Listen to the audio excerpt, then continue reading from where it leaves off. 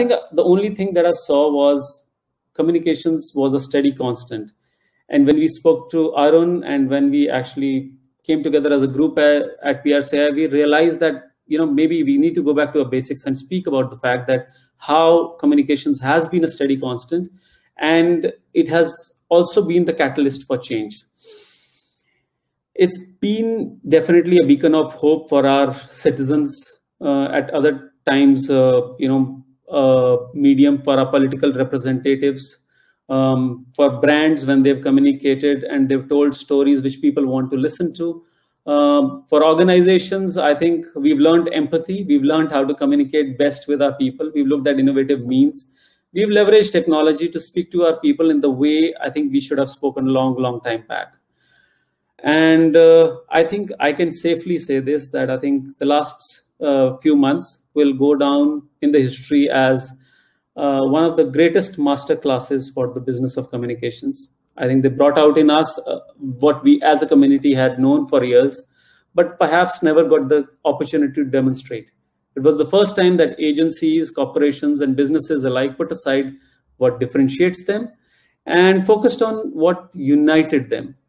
So for the communications business, I think we came together as an industry in one voice and with a shared goal. We kept people at the front and center, and at the same time opened up channels of communications for our clients and for our partners.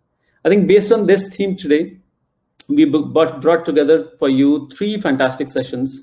So I think I won't keep you waiting. What we are going to do now is we are going to get into the first session. The first session features Mr. Ashok Malik. He's a policy advisor and an additional secretary in the Ministry of External Affairs. And he's going to be in a conversation with Mr. Arun Sudhaman. Broadly, I think if you look at it, India has been at the front and the center of the rapidly changing geopolitical landscape. And we are actively leading this with effective diplomacy and proactive communication. So you're going to hear more from Mr. Malik, his views in an interesting conversation with Arun, that how communications has been the constant for change in this world of ever-changing geopolitical equations.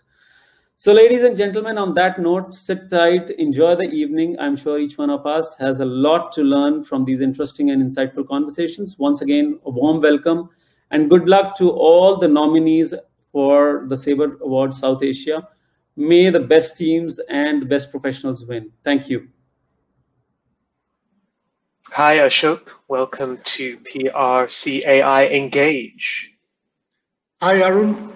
Thank you for having me here. It's a pleasure. This is, as you are aware, part of the Sabre Awards South Asia, and we're very happy you could join us. You are, of course, a policy advisor and additional secretary in the Ministry of External Affairs, and so we are really looking forward to your perspective on geopolitical trends. You've also got quite a long background as a journalist as well, which will be very helpful. So let me start, Ashok, with one of the big trends that we've seen in recent years, which has been the rise of China, and in particular, the rise of maybe a more illiberal China, if you were to look at some of its actions, notably on the Indian border. There are some people who would suggest we are now living in more of a China-centric world than the kind of US-dominated worldview that we have come to expect. Would you agree with that? And if that is the case, what does that mean? You know, at the simplest level, the Chinese economy has grown so rapidly in the past 20 years. It has expanded to such a wide global footprint in the past 20 or 25 years that it's commonsensical to suggest that we are living in a more China-influenced world. I wouldn't say dominated yet, but influenced world. And that goes for several geographies, including, of course, Asia, which is China's continent, just as Asia is also India's continent. So different countries are organized differently. Different countries bring to their international relations, their diplomacy, their international transactions, their global discourse, values, principles, attitudes, systems that have worked for them at home. So fundamentally, a country is not very different abroad from what it is at home, because to some, there is a continuum, if you know what I mean. So what America is at home will get reflected in what America is overseas. What India is at home will get reflected in what India is overseas. And China is a new power. It's a rising power. India is also a rising power, perhaps a few years behind, maybe 10 years behind, but it's there in the mix. And the world is getting used to a landscape, a global geopolitical landscape, and an economic and even political cultural landscape, if you will, which is less US centric. The US is still if not the 800-pound gorilla, the 600-pound gorilla in the room, but there are other smaller gorillas around as well. China is the biggest of them. India's in the mix, but frankly, so is Russia, a resurgent Russia. So is Japan. So is Australia. And we're getting used to a world where America's needing to share the room with others. But America still has a very large share of the room. Do you feel that we're moving into an era which is more nativist, more isolationist, more nationalist? Or is this perhaps being overplayed? Yes and no. Two things here. One, it was fashionable to suggest that nationalism and nativism were on the decline in the high noon of globalization, when the world economy was doing well. Everyone seemed to be on a great ride. We are going through economic challenges today, as a country, as a planet, and when you are faced with economic challenges, people tend to look inwards. People tend to get a little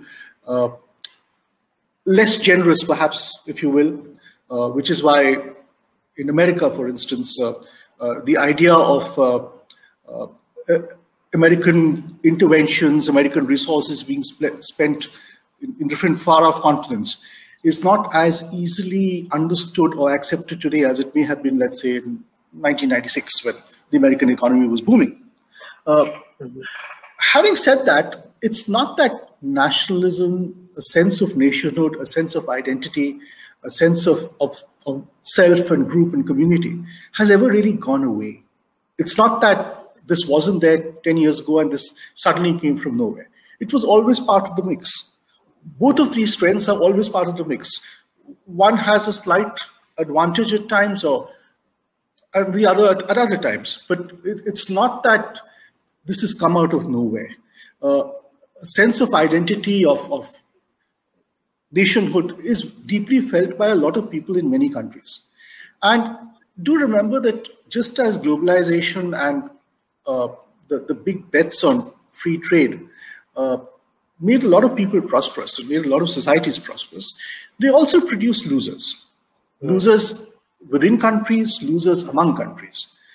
And it's fairly clear today that some of those bets in the early 2000s with the global economy worked for some of us, but did not work for all of us. And we do need to accept that because we do need to address it and make globalization work for more people. So some of this is simply a product of very difficult economic and sort of security challenges for many countries. Challenges of a different nature for different countries. Britain is at one place, India is at another, America is at the third. But I would also go to suggest that India's nationalism or India's sense of nationhood and India's confidence in itself is not really taking it away from the world. It's actually helping it integrate more with the world. A more confident India, almost ipso facto, is an India that wants to engage more with the world and wants, well, perhaps on its own terms, perhaps it wants to show the world what it has. But a more confident India is quite naturally a more globalist India. It's not an India that wants to stay at home because it's scared. It's interesting what you said about globalization, because it does feel as if globalization is on the back foot. Do you feel that the criticism of perhaps the kind of liberal economic policies that we've seen around the world, pro-trade, cross-border investment, the dismantling of tariffs and barriers, do you feel that the criticism and the backlash against that is fair? Or do you think that actually governments like India's and others need to do a better case in terms of communicating the benefits of globalization? Well, it's a bit of both. It's not just a communication problem because there's also a product problem. Yes, governments have tried to communicate the benefits of more integration with the global economy, and they're still doing that. But there's also a product problem in that if you look at the sort of essence of the globalization model we've adopted in the past 20 years, it is that chase cost efficiencies, chase the lowest cost. So, which means that if something can be produced least expensively or most cheaply, perhaps, in country X, you simply import it from country X. And this has sometimes meant that you hollow out your own manufacturing.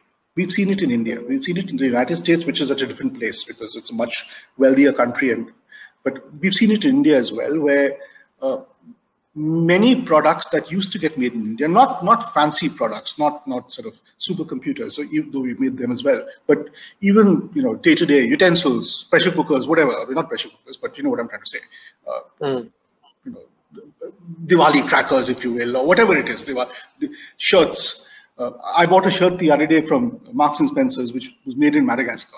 It sounded crazy. 20 years ago, we used to buy shirts made in India. I'm not suggesting we shouldn't buy shirts from Madagascar, but if you only buy shirts from countries which can export them to us or at the cheapest price, you are somehow papering over your own economic inefficiencies, because you should be making shirts very cheap in India as well and exporting to the world, or at least selling to your own people. Which I should be getting an Indian shirt for the same price or close to. And you're also, in a sense, hollowing out an industry, textiles in this case, or even small manufacturing in other cases, where India has had advantages.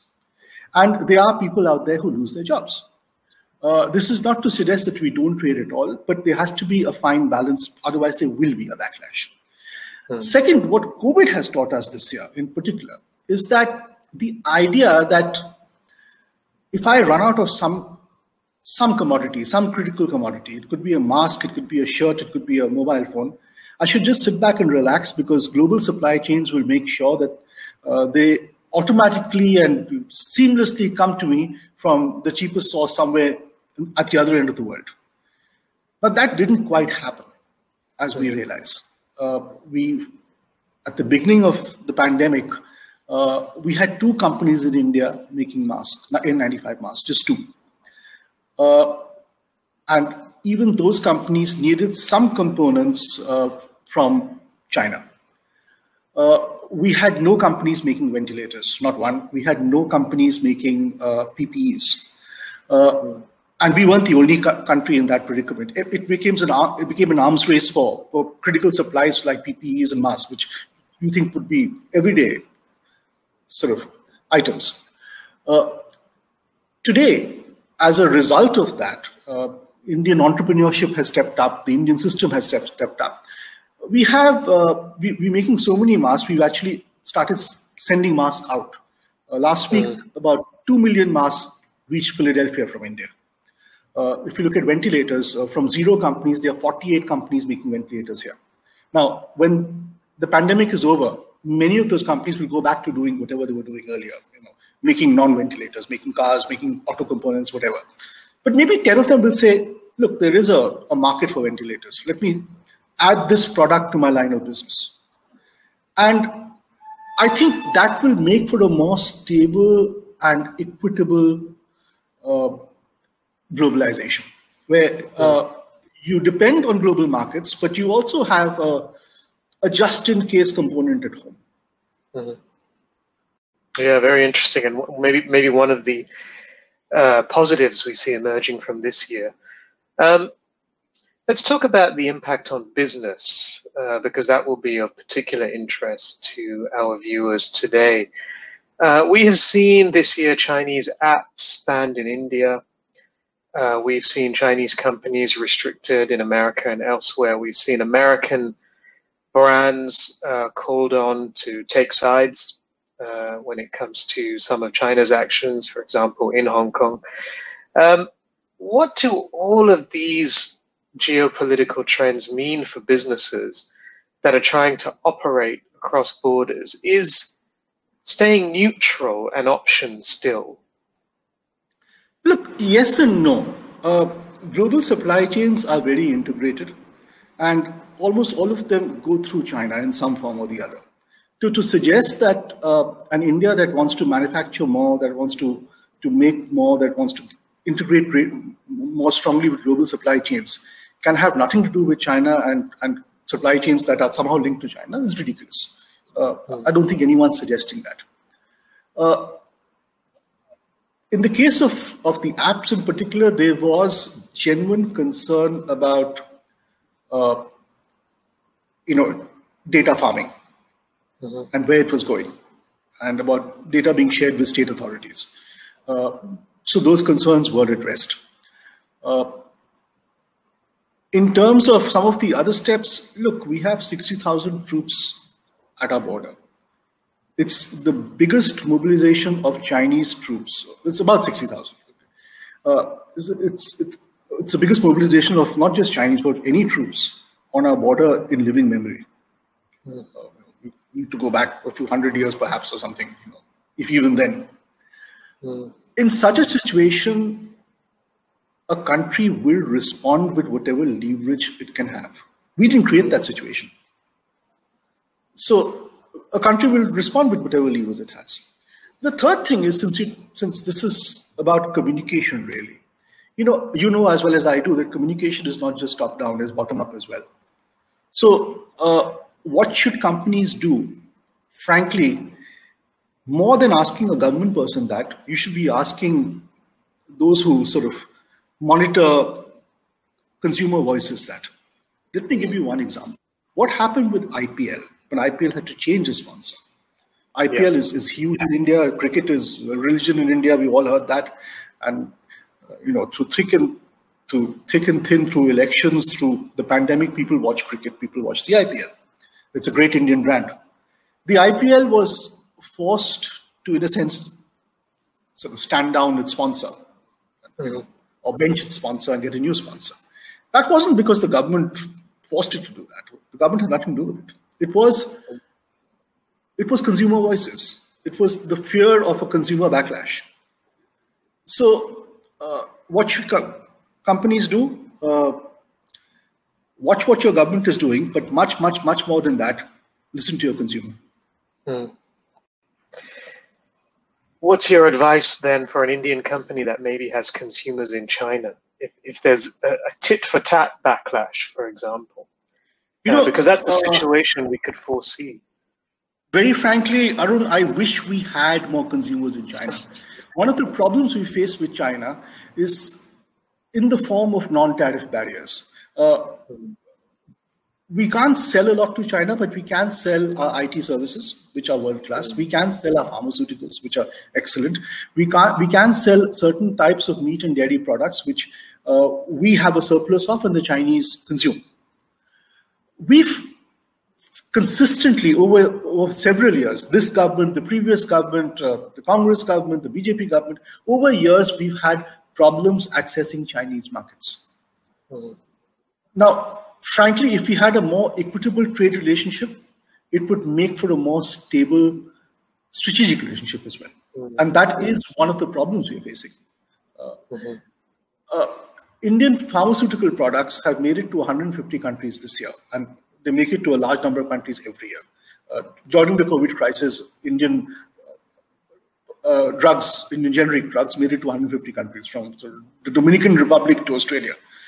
And as you know, Indian vaccines, Indian medicines have a big market across the world. They've consistently had a problem accessing China. They meet US FDA standards, they meet European standards, but the Chinese say we're still examining them for our standards. This is a non-tariff barrier that has been placed, and frankly, one of the reasons the Chinese can't really hurt us economically is because they've given us so little access to their market. Mm-hmm. Yeah, correct. With the rise of China, and sometimes you see this kind of propose that we're moving to a kind of bipolar world, the US and China. Where does India fit into that? Is the situation today, does this mean that India gravitates further towards the US? And will that be at all dependent on next week's election outcome? Look, I don't want to predict next week's election outcome, but I think to some degree, American policy approaches are bipartisan, especially on what America wants to do for the world, the way America stands in the world, and America's strategic opportunities and challenges. There are tactical differences between parties usually, but the broad strategy is often the same. But that's besides the point. Are we moving towards a bipolar world? Well, the US and China are the biggest economies in the world today. And the rest of us are a little behind. Even the so-called middle powers, India, Japan, Australia, Russia, Germany. We're there in the mix, but we're not quite there. Having said that, the bipolar world of the Cold War era was not just a contest between two countries, it was also a contest between two systems, two all-encompassing worldviews, which had implications for everything from cinema to sort of weapon systems to the space race, everything. I don't think the current China-America contest is quite as well defined because there is so much coupling which cannot easily be decoupled, especially in the economic sphere. And you are more likely to see a decoupling in areas like frontier technology, where there will be two paths. Okay? And the apps question or the digital question is the thin end of the wedge. It's going to get deeper as we go along. Mm-hmm. Second, if you look at the Cold War, which emerged in 1945 from the ashes of the Second World War, it was really a battle for Europe, for the Atlantic space.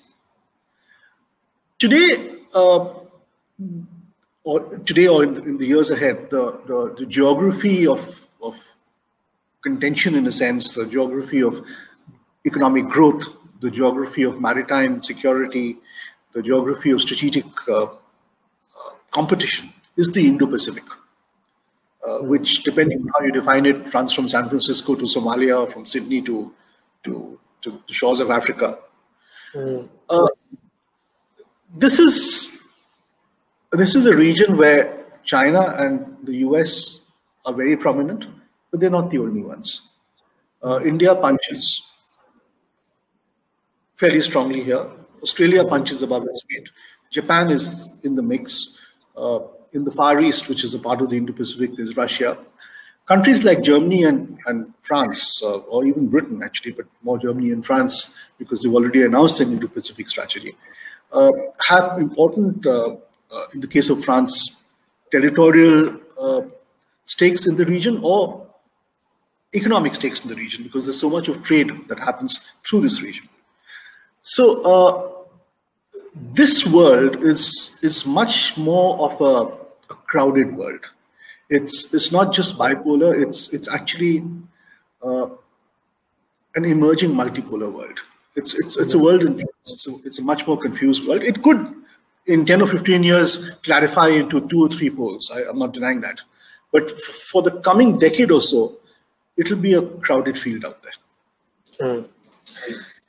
So last question I wanted to ask you. We've seen companies, particularly in the US and the UK, but not limited to those countries alone. We have seen companies starting to take much more activist stances on policy issues, but also sometimes on political issues. We've seen companies in the US, for example, throw their weight behind certain candidates. We've certainly seen them throw their weight behind certain issues, whether that's climate change or diversity and inclusion and so on. From your perspective, do you think this is a good idea for companies, or should the corporate world stay out of politics?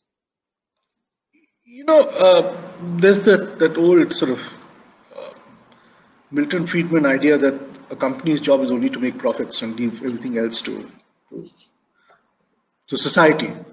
I don't know if that works in today's world. It's a corporate ideal perhaps, but I don't think that quite works in today's world. It may have seemed doable when Milton Friedman said it, and we're probably referring to sort of Ayn Rand's philosophy.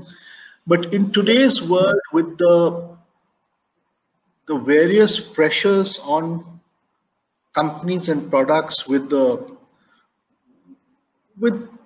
both the long gestation period for some products as well as the short life of those products, I think companies have to be alive to what people think of them, what consumers think of them. So for a company to shut itself up and say that we're simply going to do what we've always done and leave the noise to someone else or somewhere else is not possible. I'm not saying become a part of the noise, but in some senses respond to the noise. Everybody is. Let me give you another example from a world I know better, the Ministry of External Affairs. It's 30 years ago, diplomacy could have been done in closed rooms, and whatever people think, I don't care. I'm going to do what I think is right, talking to my interlocutor in another country. Today, everybody with a Twitter account or a Facebook account has a view on what my policy should be. I can't run my policy based on Twitter polls, but I can't ignore them either. If my consumer, in this case my citizen, my stakeholder, my voter, call it what you will, is expressing a view, I may reject it, but I have to pay attention to it. And I can't always reject it. So what goes for governments, I guess, also goes for corporations. I think that is great advice on which to end. Ashok, thank you so much for your time. That was a really insightful conversation, and it was a pleasure to ask you those questions. I think we're done here. Thank you, Arun.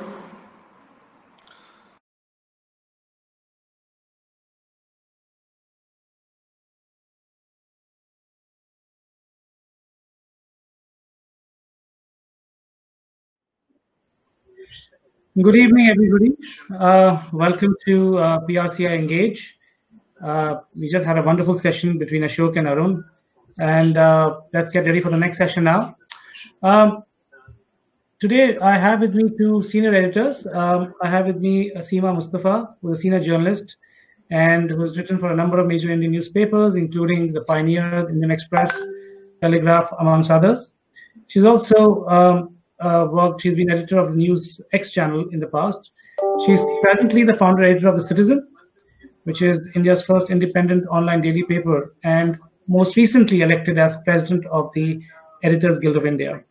We also have Vikram Chandra, who is a senior journalist and tech expert, as we know from his past days of anchoring programs like The Gadget Guru. He's also anchored programs like The Big Fight and the 9 o'clock news, of course, and was CEO of NDTV from 2011 to 2000.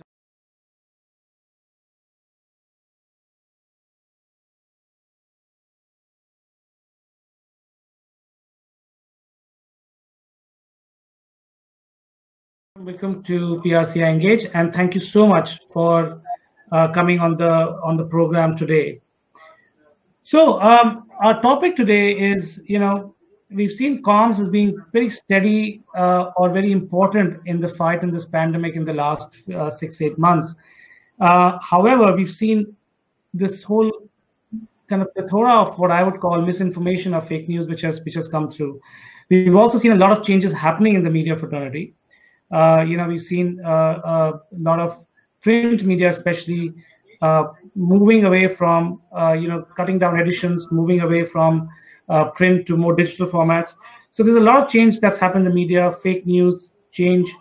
And I just wanted to, before we get into a discussion, just give your opening remarks as to what you feel is happening around fake news and, say, the future of media. Seema, let's start with you. Well, I'm very happy to be here, and thanks for inviting me. We are I can't even say we are on a crossroads now as the media, because I think we are hurtling down a wrong path. And there is so much wrong with us that I don't know where we are going to start putting it right. I mean, a while ago, we were all talking about paid news, which was a big issue. But before we could even handle it, we are in the midst of fake news. And while fake news is fine on WhatsApp, in the sense, not fine, but it's something that, it's a social media platform that's being used for this, or on Twitter, where it's often outed, it is terrible when so-called television channels and media either fall prey to it or deliberately, which is even worse, use fake news to distort news, to project things which are not right. To the point where, when we are lecturing sometimes at journalism students and others, or even on discussions on the media, people ask us, then how do we know that the news is right or wrong? How do we know it's fake or not fake? And it is very difficult for the ordinary person to judge, which is why I think we are using it so increasingly. So from honest journalism, independent journalism, courageous journalism, we have moved towards compromised journalism. And right now we are not seeing sufficient obstacles or sufficient resistance to the path that we are taking. I'll say that for now.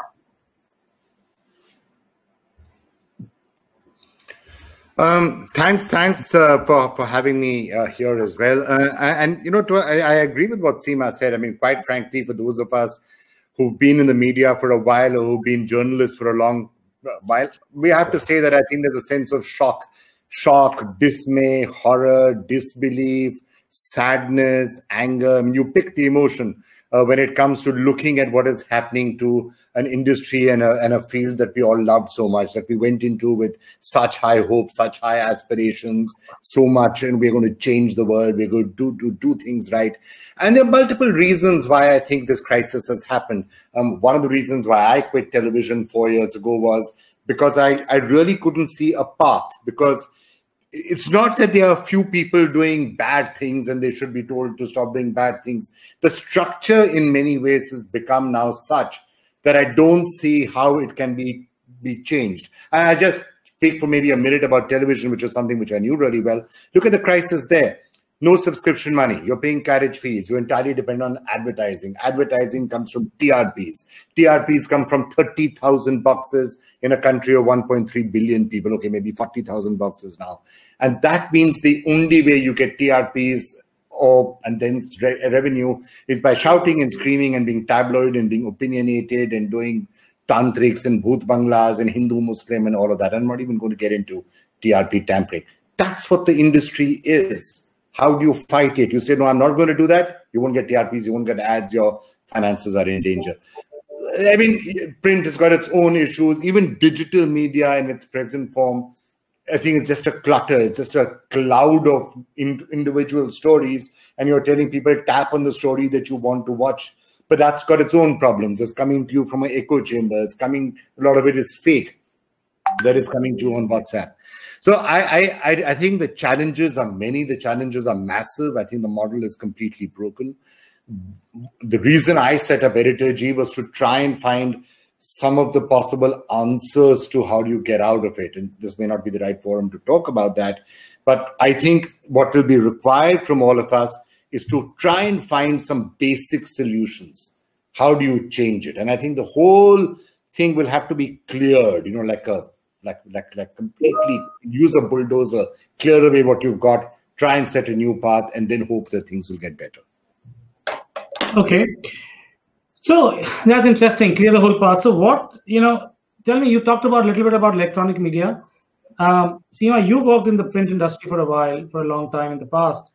Has the pandemic now hurried the demise of the print industry? Has that accelerated it? Well, in a sense, yes. I think media was anyway killing itself. It's like the praying mantis where we eat each other. But it has, because the print media seems to have responded most adversely to the pandemic. It has, hundreds of people have lost their jobs from even the main newspapers, which are all hushing it up. 100 gone, 50 gone, 150 gone, and all without jobs, all out on the streets. And these are the so-called, August papers with a reputation who have treated their journalists so badly. And all of them have moved to the digital version. So if you are accessing newspapers, obviously you're looking at them through the internet. I don't know if it is going to completely end, or it's really the demise, or is it going to hasten it? Because people still like the written word. It has a certain sobriety associated with it. And whether you're going to read it on the internet or you're going to read it as hard news is difficult to say. But the morning newspaper has its own charm. So even if it dies now, I would like to think that it might be revived again in another form as a print medium, where it is able to conform or answer the aspirations of the new generation that's coming up. I don't think it's completely dead. So do you think faith in journalism is going to get reinstated in a different format, in a different avatar? Yes, it has to.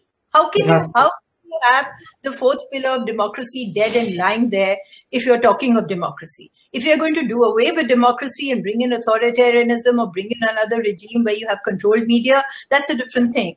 But if you're talking of journalism the way we talk of journalism and were taught and brought up as journalists, then it has to revive if democracy has to revive. I think we are very, very closely integrated.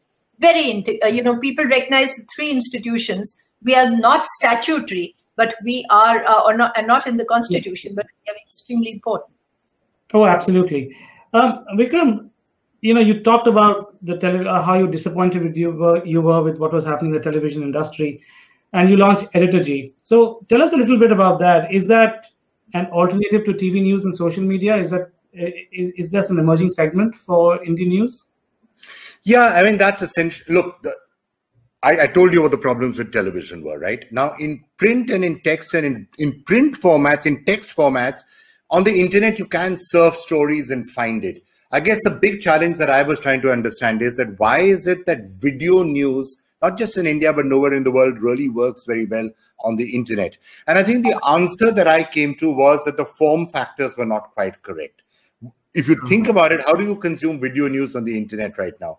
Either you're watching a live television news channel on your mobile. Makes no sense. That same garbage, same stuff that you're seeing on a big screen, you're watching the same thing on a connected device, which can personalize, which can customize, which can understand your taste, which can give you a holistic experience. You're watching that same stuff on this. Makes no sense.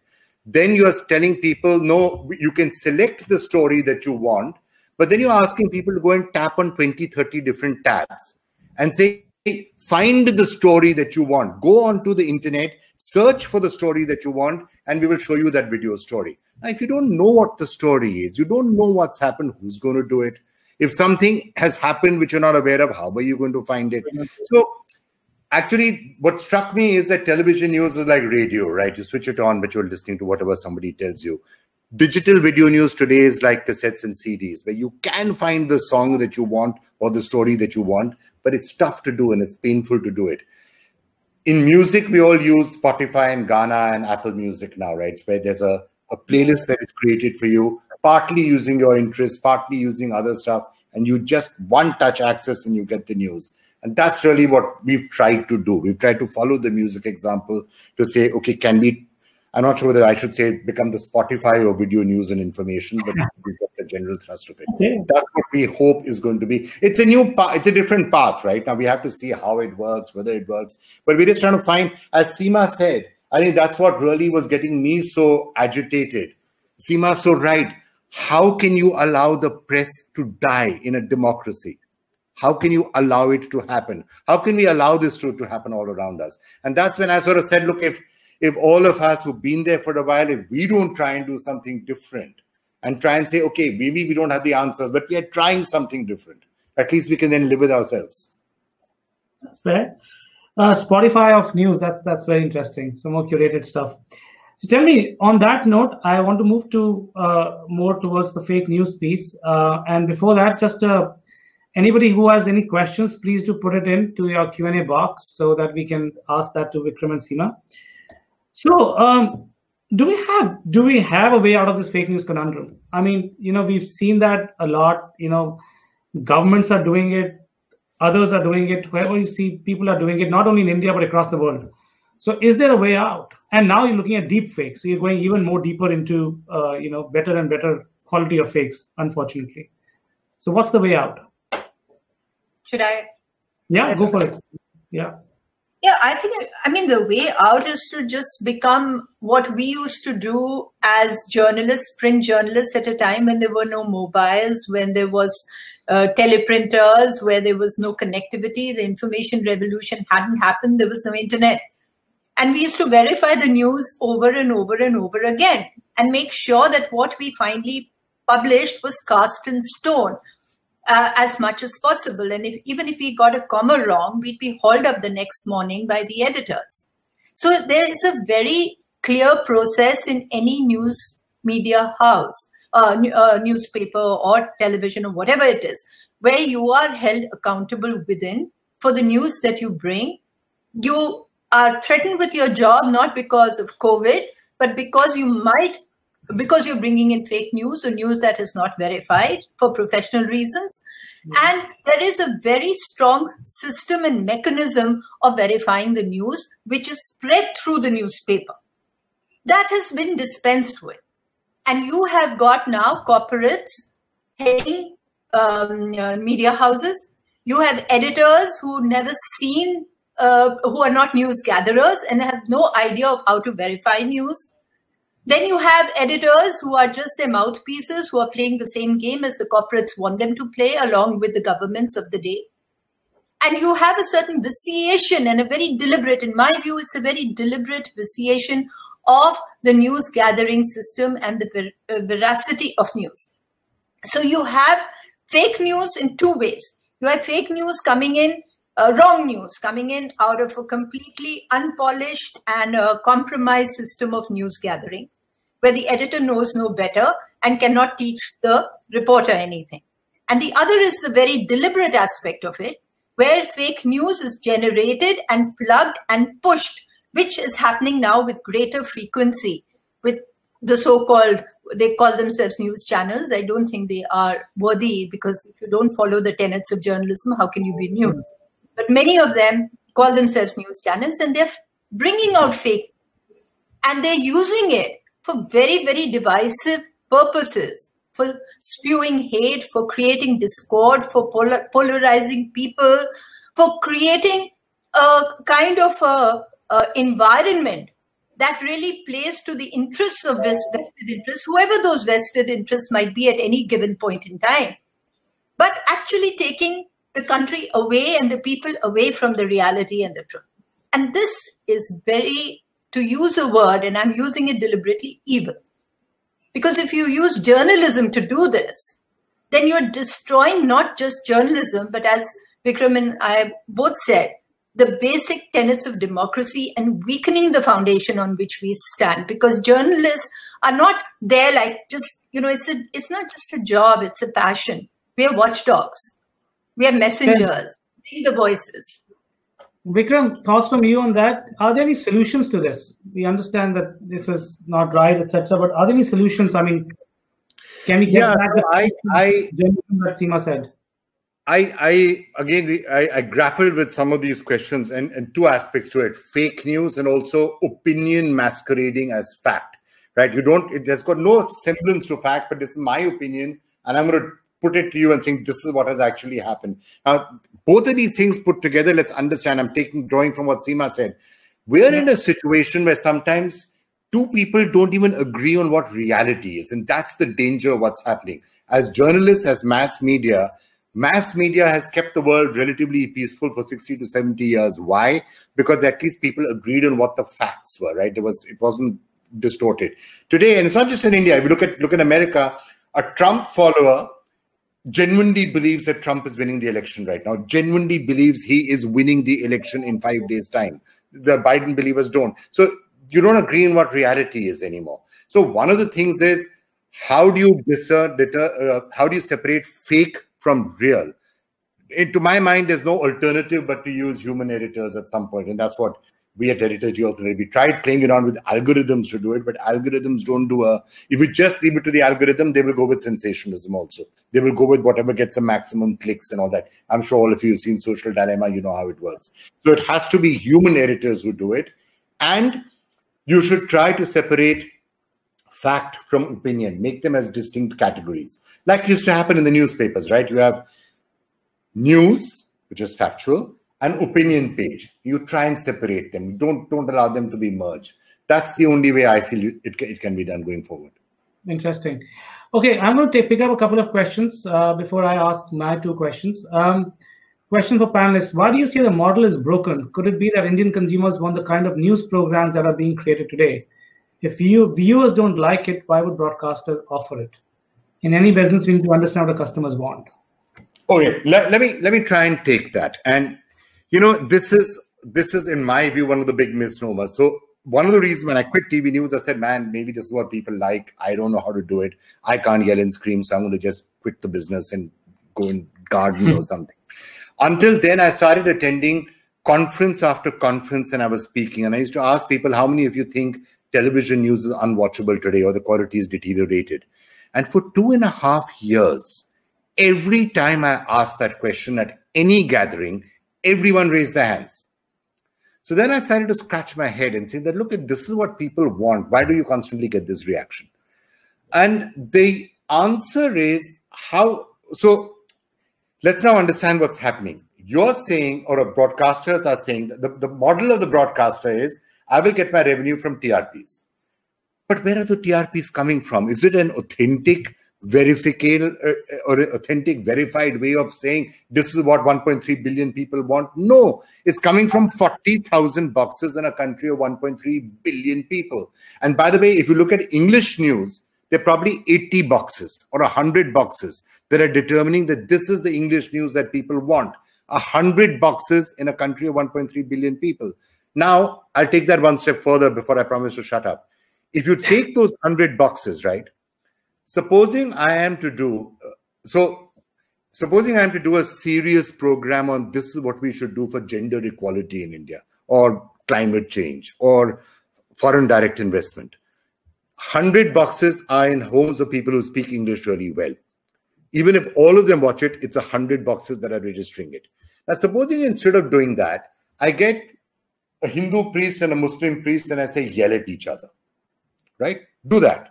Now, it's not just 100. Even people who don't speak English very well, another 400, 500, 600 people may watch a bit of that. Now, by definition, your audience is that much higher and your TRPs are that much higher. That's why the system is being gamed. Okay, fair enough. Well, the system is being gamed anyway because we see what's happening these days on even TRP. So even if you don't believe that the TRPs are being manipulated and all that, which is another separate question altogether. Yeah. But even despite that, you will understand why the measurement system is designed to reward sensationalism, tabloid, and hysteria as opposed to sane dialogue. It's the way it is being measured, whether people want it or not. Yeah. Another quick question. Facebook has introduced human editors. Has it helped? Seema, you want to take that? Oh, you take that. I wouldn't know whether it has helped. In my view, human editors are essential. I mean, at least that's a Editorgy learning. Because as I said, if you really want to, you can't leave some decisions to the algorithms. We tried in the early days of Editorgy. I said we will leave it completely dispassionate and we'll build an AI algorithm which would do it. It worked perfectly. That AI algorithm worked like a dream. It gave people exactly the stories that it wanted. But the way AI works is it'll give people exactly what they want. So that's the danger. It'll keep on giving people exactly what they want. So if you're a right-winger, it'll keep on feeding you right-wing stories, which will feed your prejudices and say, this is what is reality. You can't help it. That's what the AI will do. So at some point, the humans have to step in. But I just want to back quickly to your first earlier question. It's just about news, whether it is what people want. We are not a Bollywood movie. News is not there and should not have ever been geared to TRPs. I agree. Never. I mean, we never had it all these years till the 1990s. The print was not geared to TRPs, maybe a few ads here and there, and we used to feel the pressure even then. But we are not here to make it palatable for you. And we are not here to make it how people want to see it. News is news. You can't get away from the facts. And it's only when you started playing around with the facts for TRP that this whole kind of corruption in news started. And now what we are seeing is a extreme, I hope it's extreme and doesn't get more extreme, manifestation of that corruption. Okay. Just to say this, I couldn't agree with Seema more. In fact, years and years ago, when I used to still be part of television news, which seems like an earlier life by now, but when I did used to be on TV news, I used to repeatedly say, when governments and others would ask and say, what do you think should be done? Should the government intervene? I'd say, government is not going to be able to intervene. You should ban the TRP system for news. Absolutely. News channels should not have TRPs. Interesting. Okay, Seema, question for you. And I want to move to my last segment because we've got about 5-7 minutes left. What is your first 100 days as president of Editors Guild look like? Razor's edge. As I said, damned if you do and damned if you don't. The pressure. I think the challenges as we started out on this program saying are huge. The Editors Guild is a body that should have been far more responsive. I've been in it for a while and we haven't been responsive enough. I think we haven't laid it down the way we should, considering it's an editor's body and not just a journalist. And people with several years of experience and decades of experience are there.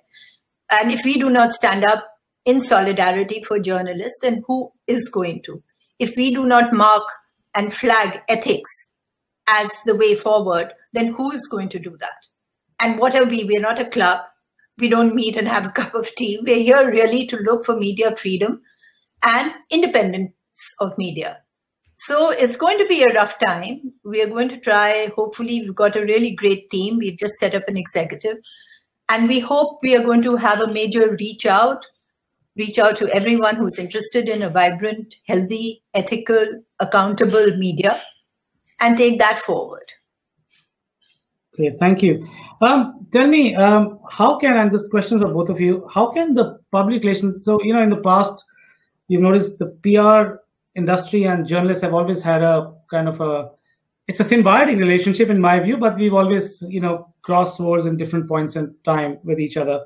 So how can one work together better to uphold truth, I guess, and help you in reinstating faith in journalism? So how can we help? How can the PR industry help and work better together with journalists? You want to go first? Okay. No, I was just thinking when you were talking about when we were young reporters and press club was there as a drinking hole. And I remember one of the presidents got in all the PR heads because then the PR guys would pay for their drinks. So that's how our first association was there with public relations, because journalists didn't have the money and the PR guys had that budget. But no, to put it very seriously, I think we do need to have a good relationship. I think we are both in the media in different ways. The clash really happens because you represent a particular company or a particular outfit or whatever. And obviously, as to do a good job, you've got to push that to the media. I think PR itself has changed to some extent and should change even more, because now you're getting cleverer statements. the PR writers, when they send us the material, make it like a story. So even if it is about fertilizers in a village, they talk about the villager who's having a rough time, and then they squeeze it that. So there has to be a different module also for public relations. It can't completely thrust down, you know, I mean, I think the conflict really comes from there. If you represent something and we don't want to write about it, then there's going to be a little bit of a, we're going to be on a different foot. But we should work better with respect for each other and the ability to understand that often the media cannot carry PR statements or releases unless it is for the larger good, which is not happening now. Now it's all about money and who you pay and what you do. But we've had, I remember in print, just to quickly wind up, some very good relations with public relations people, because every now and again, if the company is doing work, good work, then it's always something that we would publish. But it all depends on what you come with. So, fair enough. Vikram, any thoughts on that? Yeah, I mean, I just wanted to add to what Seema said by saying that, I mean, I think the PR community actually has got a very crucial role to play in this, because the communication back to clients, that it doesn't, all that matters if you've got a story or something, a message to get out. You shouldn't necessarily just say, oh, where is the TRP that this reached, or what is the XYZ that it reached? That's, especially if those numbers themselves are rather, fake or faulty or uncertain, that's not the metric you should be looking at. You should be saying, if I get the message to the right set of people in the right sort of a manner, that may well have a lot more value than saying, by is story ki reach itni hui thi because we put it on a TikTok video, to just give an example. So you may there are places where you will get numbers, and there are places where you will actually convert it to sales and have an impact. The two are not necessarily the same. And if the PR industry starts taking that message and pushing it back to the clients, I think journalism will also change very fast, because then people are no longer just looking at random numbers, but you're also saying, my brand should not be necessarily going on a place which is doing tabloid or hate speech. Right. My brand, it will be benefited by being in a credible place rather than being in a place which has got fake news. The whole thing changes. So the PR industry can drive the change that we are talking about. Like they're trying to do in the US. Yeah, that's a good point. I'm going to take one last question. I'm going to basically merge 3-4 questions together, because there are a lot of questions coming around the fact that how do you counter fake news when journalists are getting arrested for tweets? How can the average journalist keep up against the state? And basically coming down to some questions which are talking about the media's role in actually being more divisive in the country today. Let me start with that, because I want to toss it to Seema, because actually I think this is where Seema and the Editors Guild and organizations like this have a real power to do something about this. And this is something which many of us think about. I think it's a real concern out here, because what you're seeing is Center has the power to file FIRs. And let's remember, you can file an FIR, file a charge. It doesn't have to be proved. You can still be harassed. You can still be arrested, and all sorts of things can happen to you. Now, the center is going to do it for people whom the central government doesn't like it. This state government is going to do it against people whom that state government doesn't like. Another state government will do it against people it doesn't like. Who are the people who get squashed in the middle? It's the journalists, right? It's a erosion of freedom of speech. And it doesn't help if you are saying it's the BJP doing it, or the Congress doing it, or the Trinamool doing it. It's at every level, it's a journalist which do it. So just a thought from my point, which I'll also throw across to Seema, is maybe this is the sort of a thing which the Editors Guild and others can take forward and run with it and say, the equivalent of saying, before FIRs and such cases and all are foisted against a journalist, is it in any way possible? Is it something we should work towards?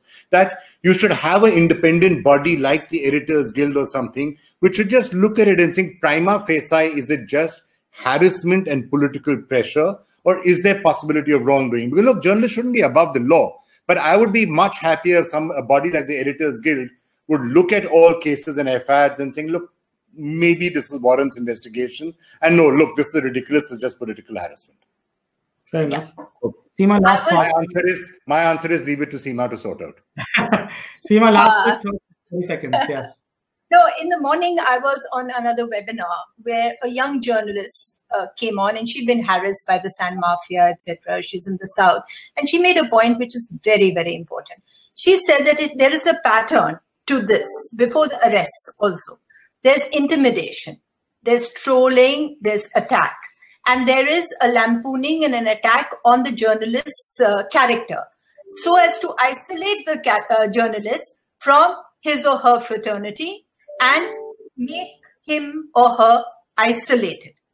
And when the journalist is isolated through this troll attack, through fake news about the journalist, all kinds of allegations, then they move in either with an arrest or with an attack on the person because she was threatened with bodily harm, etc., etc.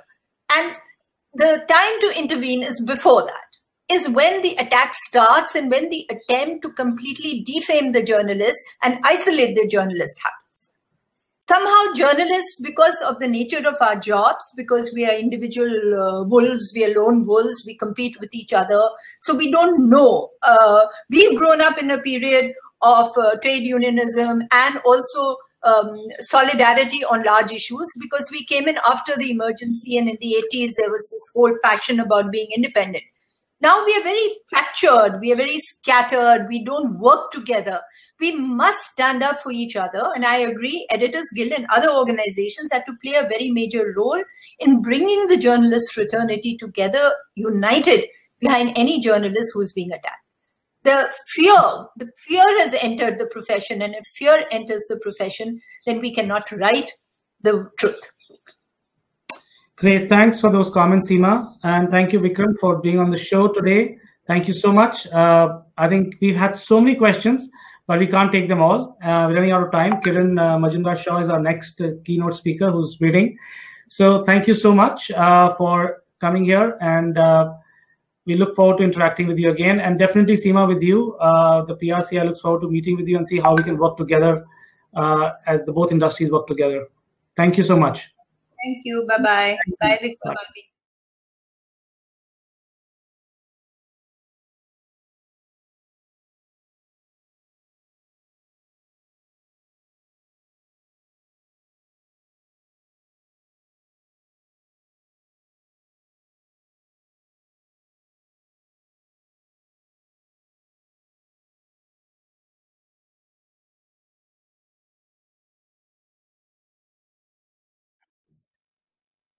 Okay, I hope you enjoyed that Q&A with Vikram and Seema.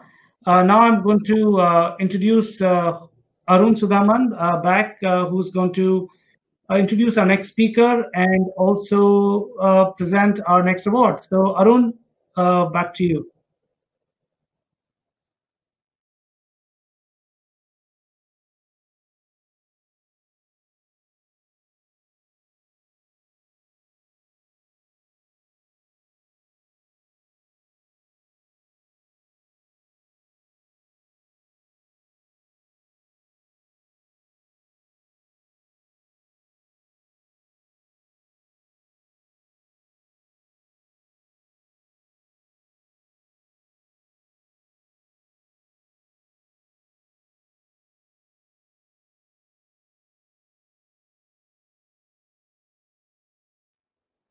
Thank you so much, Nitin. Good evening, everyone. That was a fascinating discussion about the future of the media. I certainly found it not just interesting, but incredibly important in this year we are facing now.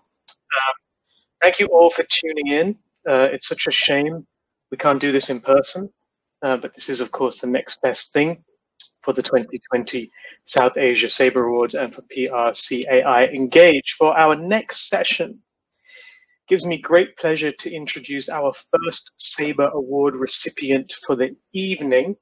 It's actually someone who does not need much introduction. Manu, if I could ask you to run the slides that we're going to show before I make the introduction. Our first Saber Award is for the Business Leader of the Year. And this year, of course, as Nitin already mentioned, I think, our Saber Award recipient for Business Leader of the Year is none other than Ms. Kiran Majumdar-Shaw. Manu, you can move on to that slide too. Kiran is, of course, executive chairperson and founder of Biocon. She is a pioneering biotech entrepreneur, a healthcare visionary, a global influencer, and a passionate philanthropist. Not only is she a pioneer of India's biotech industry, but the impact she has made as a leading woman in science has made her a role model in India. She's the proud recipient of two of India's highest civilian honors, the Padma Shri and Padma Bhushan. She's received numerous accolades throughout her career, including recently being named the winner of EY World Entrepreneur of the Year 2020. She serves on the board of Infosys, Narayana Health, PureTech Health in the US, and the Massachusetts Institute of Technology, apart from holding several key positions in various industry, educational, government, professional bodies globally. Ladies and gentlemen, gives me great pleasure to welcome the Sabre winner for Business Leader of the Year, Ms. Kiran Majumdar. Sure, Kiran, over to you, please. Thank you, Arun, and let me say how delighted I am to receive this award, especially from PRCAI, which is a very prestigious organization, and I, as a part of corporate India, feel very, very privileged to be given this award. So let me accept this award by saying that today we are in an information age. We are at a time when everyone wants the right information. And as a scientist, when you talk about the corona pandemic, it is about following the science and giving the right scientific messaging so that people know what they have to face. Let me take you quickly through the journey of this pandemic and why science is so important. Because as you know, in early March, when we were all told that this is now being christened a global pandemic by the WHO, I think people didn't quite know how to take it. I mean, they felt, okay, it's a flu, it's a bad flu, okay, it's a virus, how bad can it be? And there were all these questions being asked in the early phase of the disease. And then, of course, we realized that it wasn't just another flu season. It was a very, very serious disease. And it was only when we started seeing the huge fatality rates in countries like Italy and France and Spain that we realized the magnitude of this disease. And what India did very rightly was to impose an absolute lockdown. And why do we need lockdowns? Because we need to basically use that time to start preparing for the hospital capacity for people who fall sick. We have to start preparing for testing, for treating, for handling this epidemic in that way. So I think what we did during the lockdown was very good. We started ramping up our testing. We started having containment. We started having contact tracing. And we used to pounce on every outbreak. And that was very possible during the lockdown. And many parts of the country started bragging about how their model was better than the other. So Kerala had the Kerala model, Rajasthan model, the Bhilwara model, Karnataka had its model. And everyone felt very proud of the fact that they were containing the disease and that the numbers were small and they were not seeing many deaths. And so we thought that we were really on top of this pandemic. And then what happened? When we lifted the lockdown, I think people didn't follow the science. We started seeing the numbers surge. We started seeing people being reckless. People had not understood what lifting the lockdown meant. People started thinking that they had chased away the virus and that nothing was going to happen to them. Of course, even during the lockdown, we had this huge exodus of migrant labor to their respective hometowns, which also was a major challenge. But having said that, we then started lifting the lockdown and we started seeing surging numbers. And then we started seeing overflowing hospitals and rising fatalities. And that really brought the message home. That was the time when we said, no, we've got to manage this disease better. And I must say, all credit to our doctors, by which time there was a lot of information being shared around the world in terms of what this disease was all about. There was a viral phase and there was a hyperimmune phase. And 90% of the people basically got well just after the viral phase. But 10% of people who actually entered the hyperimmune phase were the ones who were, vulnerable to mortality because of the cytokine storm that was potentially being created in certain people. And then comorbidities came into effect, and there was a lot of information being shared. But I think what is important is that everyone who read the messages properly, I think did very well by reporting the disease early, by being treated early, and by recovering. Now we are sort of at a phase where, this whole debate about should we have another lockdown or not, that debate, I think we've passed that phase. I think we've all come to the conclusion that we just can't afford another lockdown, and another lockdown is not going to help, at least a country like India. It's going to be very difficult. In Europe, you're of course seeing countries like France and Germany and Spain reintroducing curfews and lockdowns because they're seeing a huge second wave. In India, we have to see whether we will get another huge second wave, but we should be prepared. We should learn from others. At this point in time, I must say we're in a fairly good place. Why do I say this? We're looking at, of course, 8 million, cases that have been reported, but this is like compounded numbers.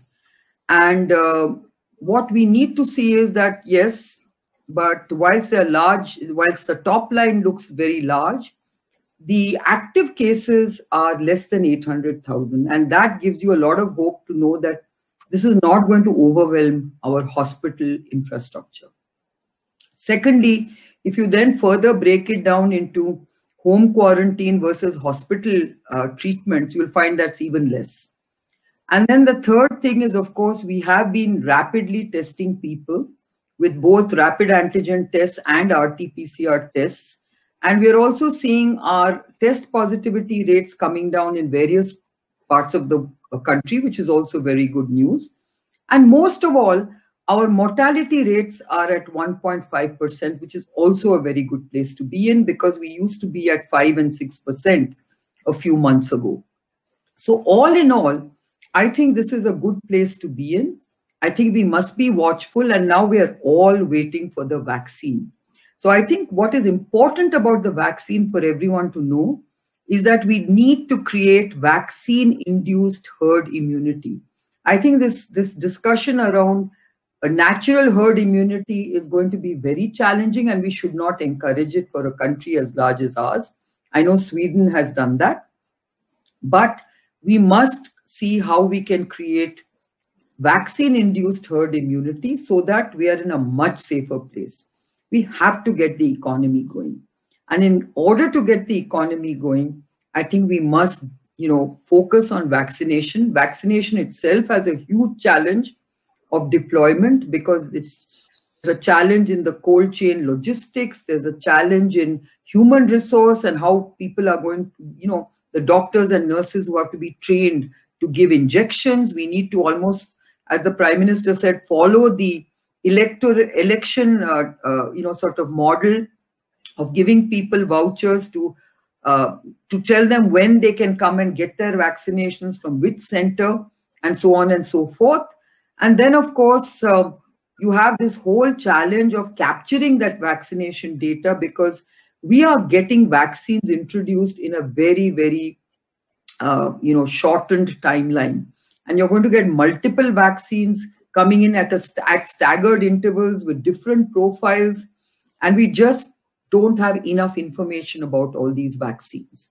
So we need to have this database of who's been vaccinated by which vaccine, so that as we generate the data over the coming months, we will know whether vaccine A has a higher durability of response than vaccine B, and if so, who got immunized by vaccine A, and so on and so forth.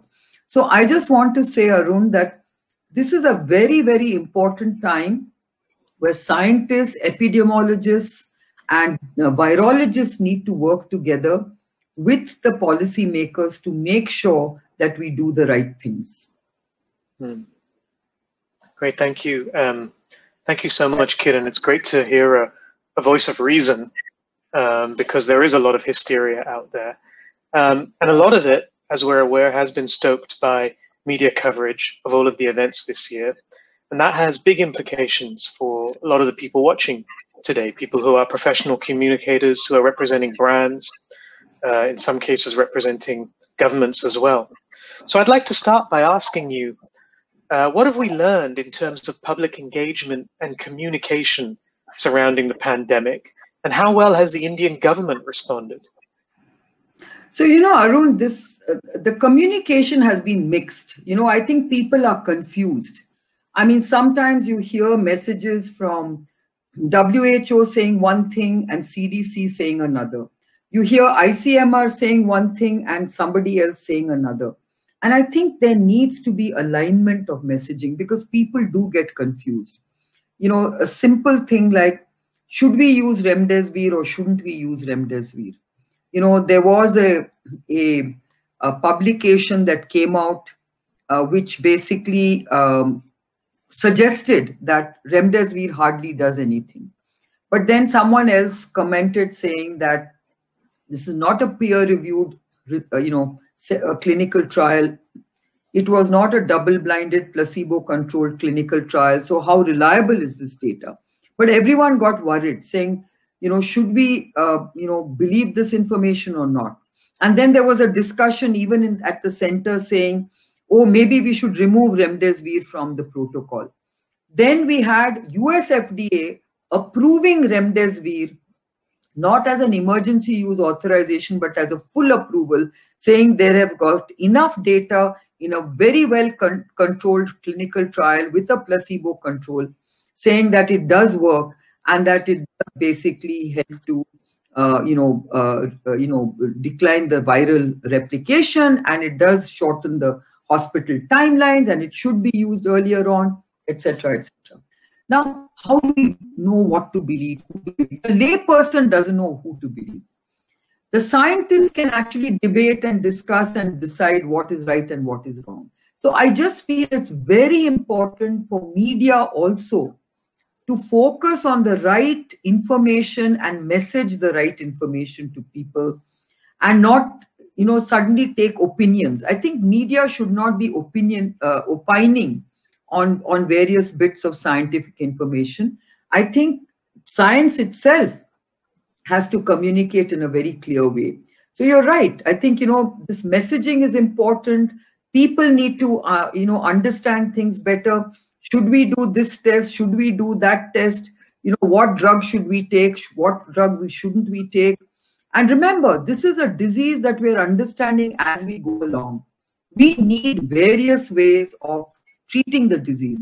If we are going to keep, discarding every single drug just because some data comes about it, which is slightly not what it should be, we will have nothing left to treat this virus. So I think it's very, very important that we actually make sure that we message clearly and not confuse the layperson. Mm-hmm. You mentioned the focus on potential vaccines now, and there's intense interest, obviously, in a vaccine. And many of the timelines have been shortened. What does that mean from a communications perspective? What does it mean for pharma companies, for example, given the interest, whether that's from the media or from the public at large? So, Arun, the first thing I want to say is that don't forget that all these vaccine programs have been funded with public funds.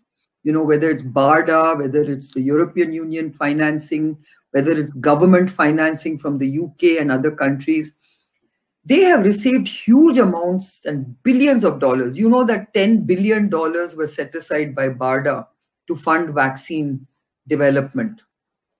Now, given that they're using public funds to develop their vaccines and do the clinical trials and, outsource and create all the manufacturing capacities, it is only reasonable to expect that they will be very transparent about the data to the public, right? Public needs to know how the trials are going, whether it's going well. And because they're all waiting with hope and anticipation.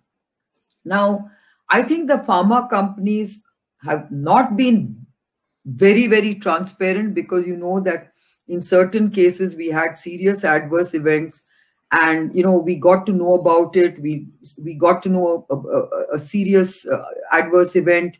Later on, there was a hold. Then the hold was lifted. We don't even know whether the patient was fine or not.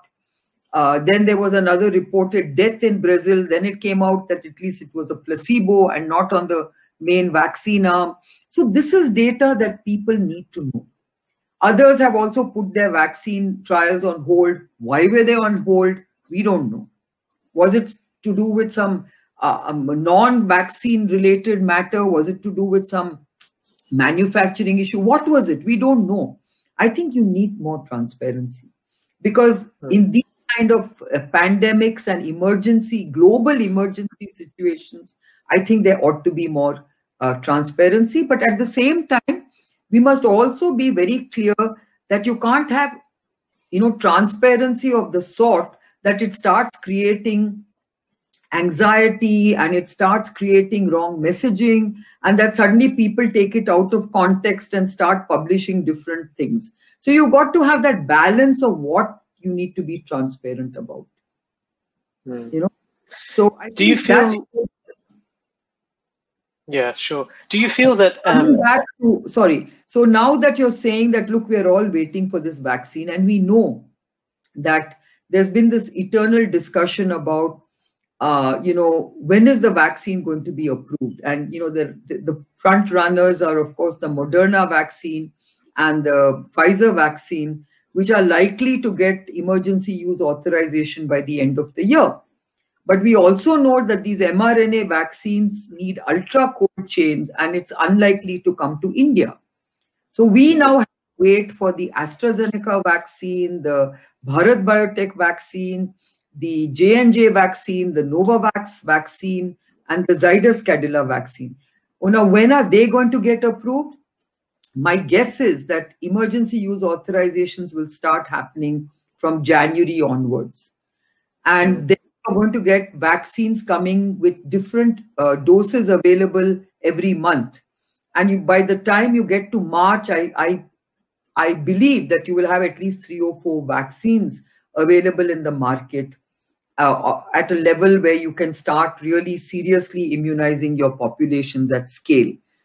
Now, in the meantime, we need to be prepared for this vaccine. And as you know, in India, we have a daunting challenge. I just mentioned it in my few comments, saying that you need to be prepared with the cold chain network. You need to be prepared with the human resource deployment of who's going. And I'm really focused more on rural India, because I think urban India has all the required infrastructure and the human resource to deal with these vaccines. Also, my bigger concern is the mountains of biomedical waste that you will be creating. Have we thought about how we are going to process that? Because you're going to have millions of syringes, you're going to have millions of needles, you're going to have mountains of PPEs, okay? Are we also going to be prepared in how we deal with all these biomedical wastes that we are creating? I'm also concerned that if you don't change your needle, which is likely to happen in rural areas, you might end up creating another big health hazard, which is Hep C infections, HIV infections. So I think there's a daunting challenge when you inject a vaccine. We are getting a lot of questions actually about infrastructure and investment. So actually very related to your final points. Whether India has the infrastructure vis-a-vis cold storage capabilities to ensure the efficacy of vaccines, and indeed whether higher GDP investment in healthcare, how you think that should be allocated. I wonder if you would care to respond to either or both of those. Yeah, so I think we clearly know that we are underinvested in healthcare, and this pandemic has shown up the poor investment in public health across the world, not just India. But India particularly so, because we've been constantly aiming for at least a government spending of 2% of GDP. Right now, it's just hovering around 1 to 1.1%. And we want to increase it to 2%. And we've been talking about this for decades. I think this is a wake-up call. And I think we must increase that investment in public health. I'm glad we have things like, the Ayushman Bharat universal health care system. I'm glad that we are talking about the National Digital Health Mission, because when you want to, increase that investment in healthcare, it has to be a leapfrogging investment. It cannot be about archaic ways of, deploying resources. So we've got to use digital technologies. Today, we know that we have a deficit in this country of 1 million doctors, 2 million nurses, and maybe 1 million paramedics. You can't do that in a very short time. But digital connects can bridge some of that deficit. Today, you know that telehealth has been playing a very important role in just managing COVID. Okay.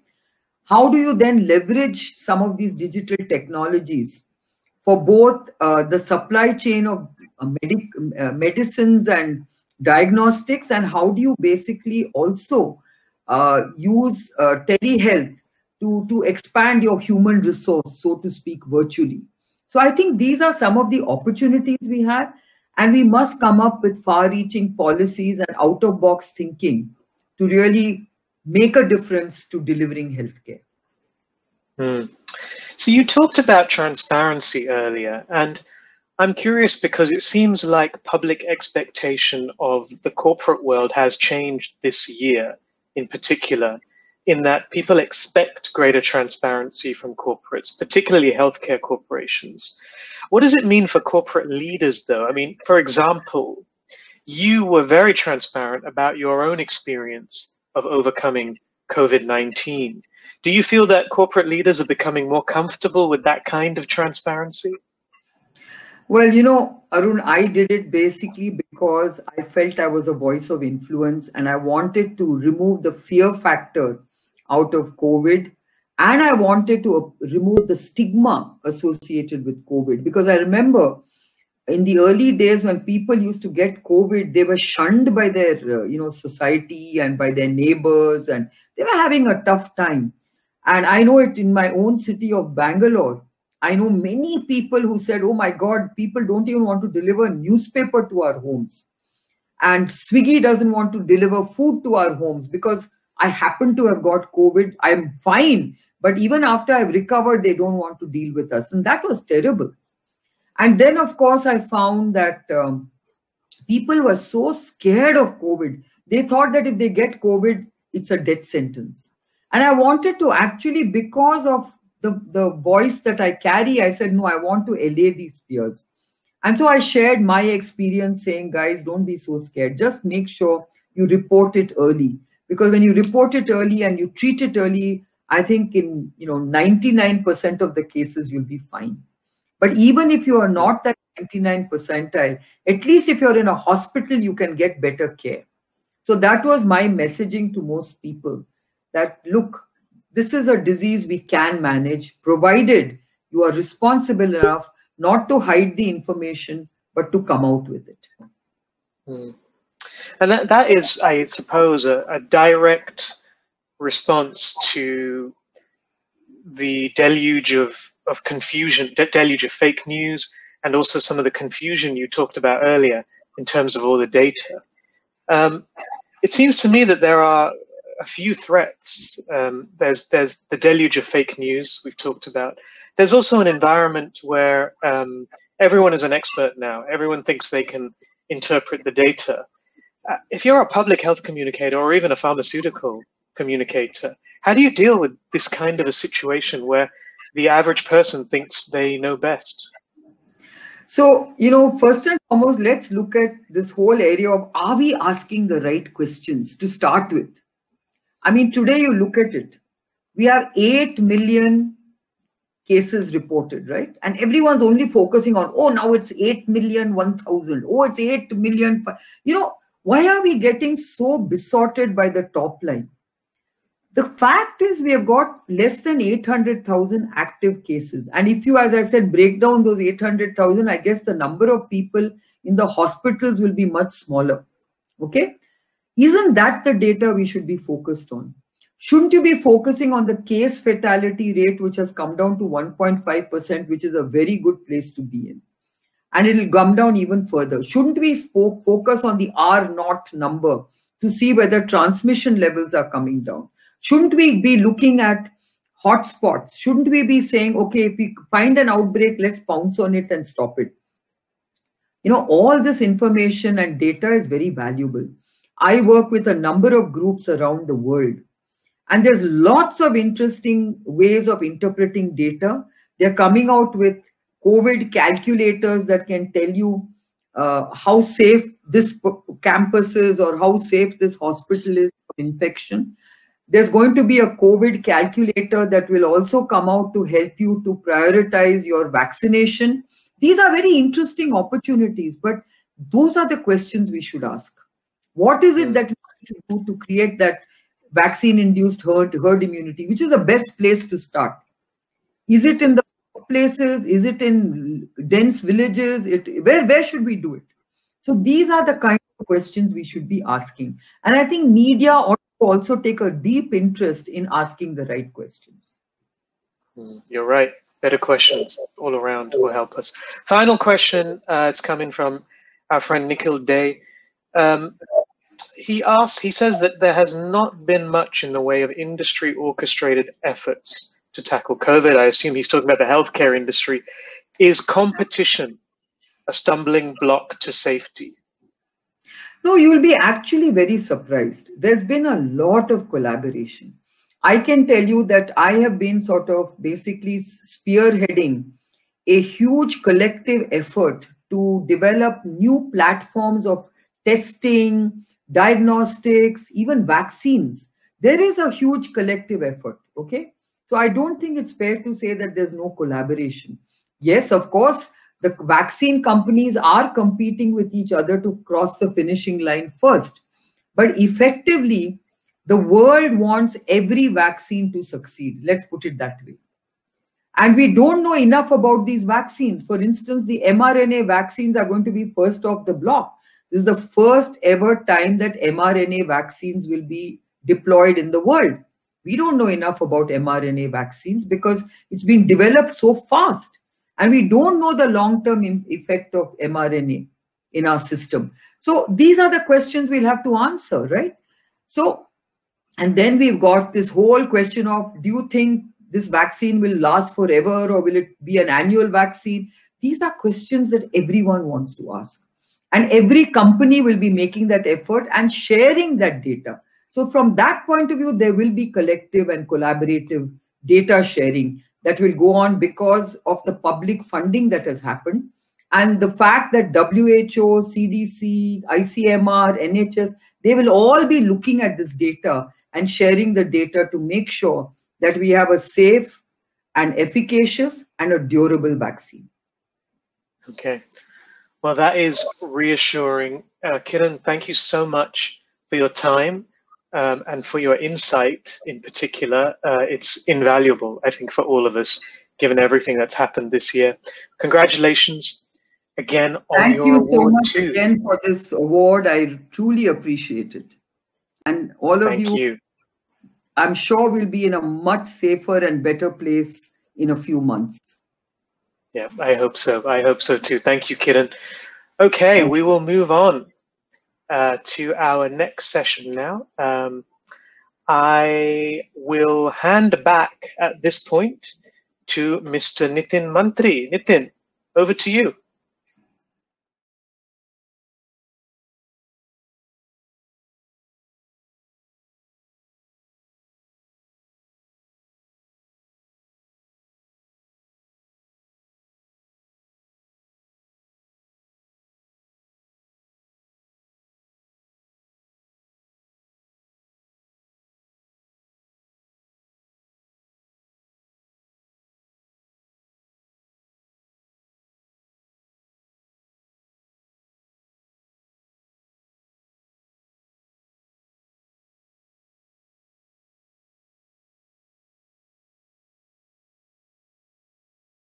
Okay, thanks Arun, thanks Kiran for gracing us with presence today at this the PRC Engaged program and the Saber Awards, which are following shortly. That was a great discussion. So, as we do every year, I will give a short 5-minute update on what the association has been doing. Interestingly, this year we could have many more people attend. I believe the last count was over 350. So thank you all for attending. Okay, so I want to take 5 minutes just to give everybody an overview of what the association has been doing. We've been doing lots of things, but when I started putting this presentation together, it just came together so well, and I realized that there's so much happening, and I think a lot of us may not even be aware of it. So can we have the next slide, please?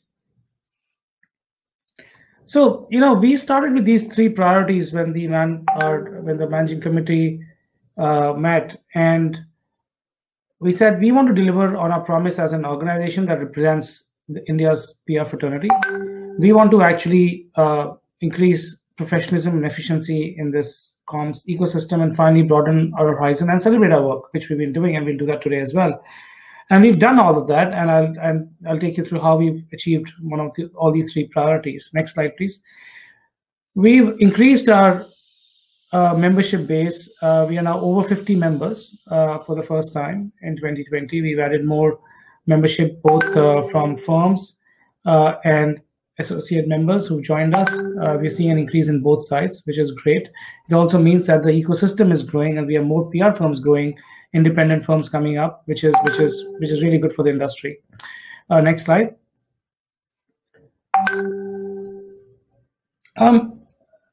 What we've done in the last 6 months has really become really well connected, come together as an industry. And if you speak to some of the consultancy heads, they'll know that we do a weekly call, which we now made it fortnightly. That call continues. And it's worked really well. I think the PR industry has never been more connected and more united than ever before. And it takes a crisis to do that, I guess.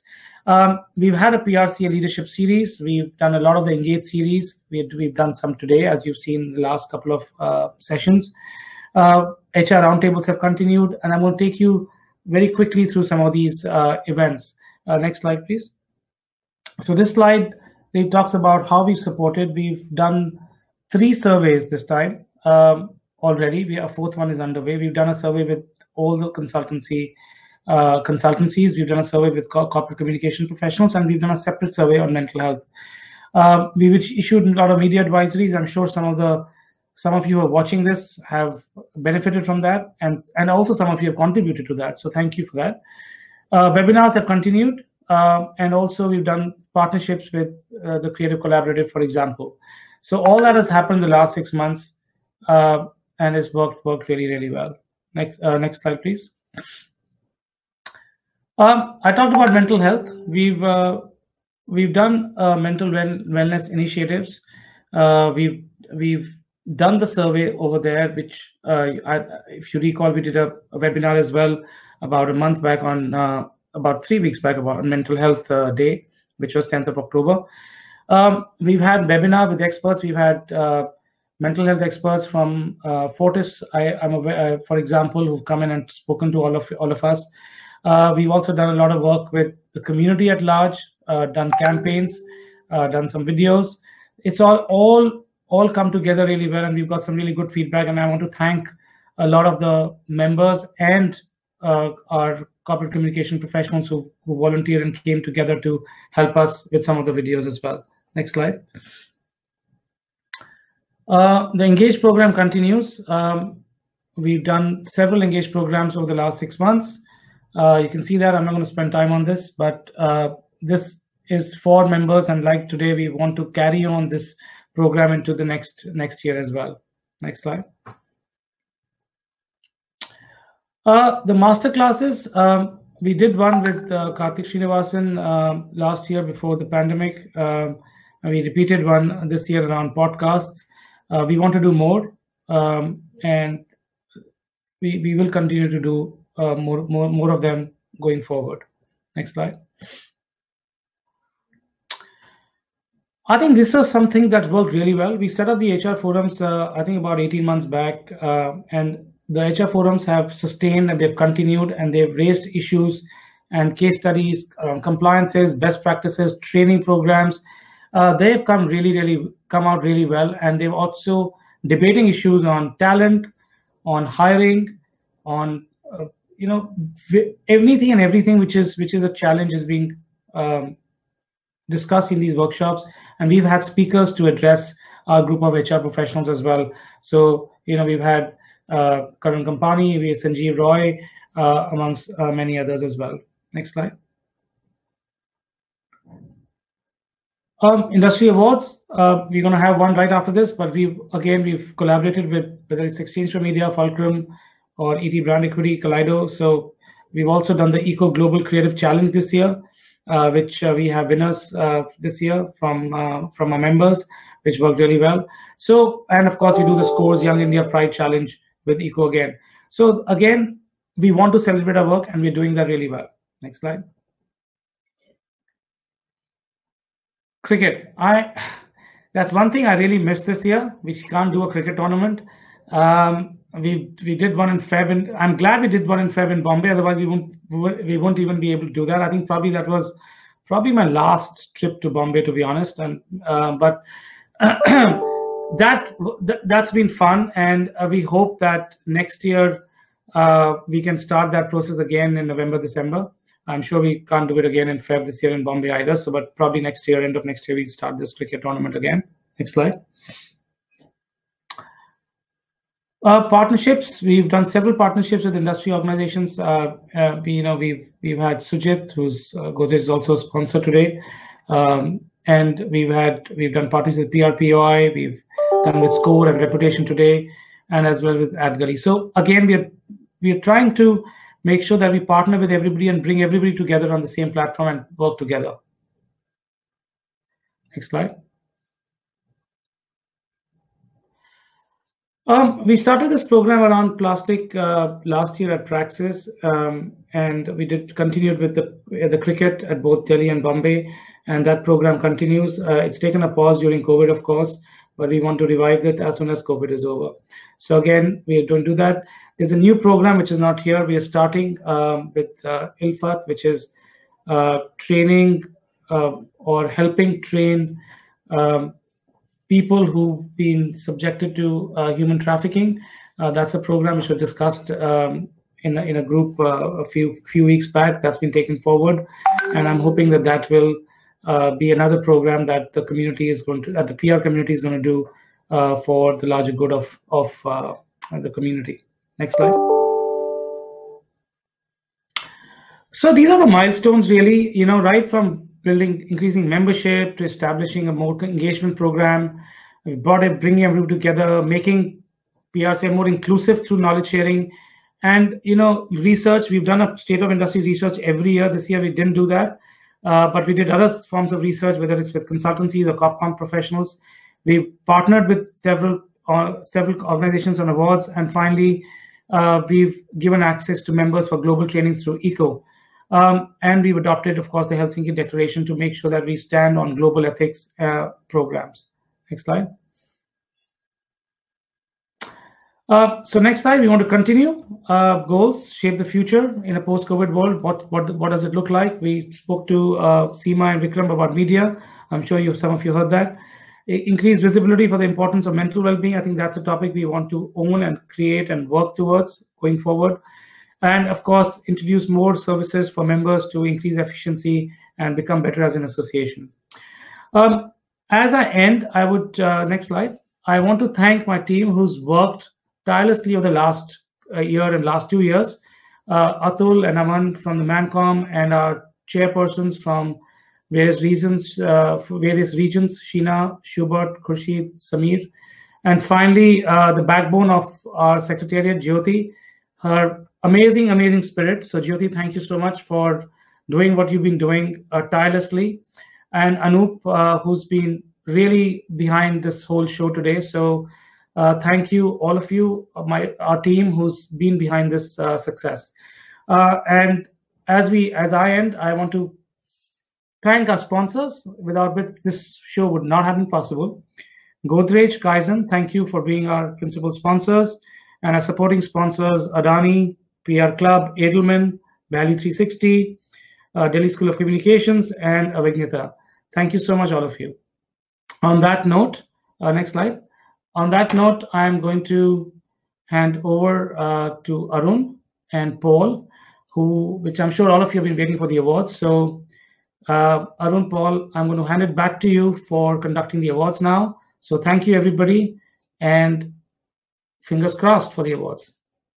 Good evening.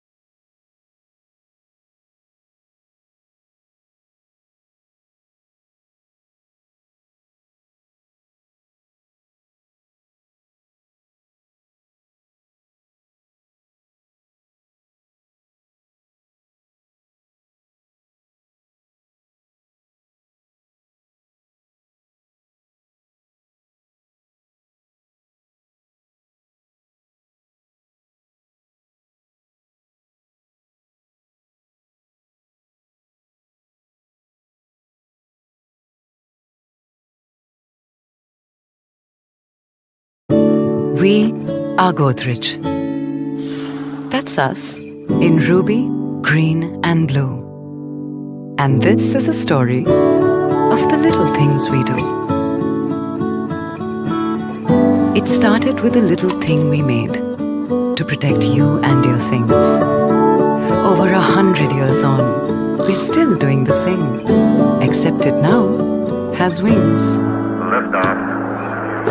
Little things that'll take you places you can't get to on an airplane. And little things that circle the earth and tell our farmers when it'll rain.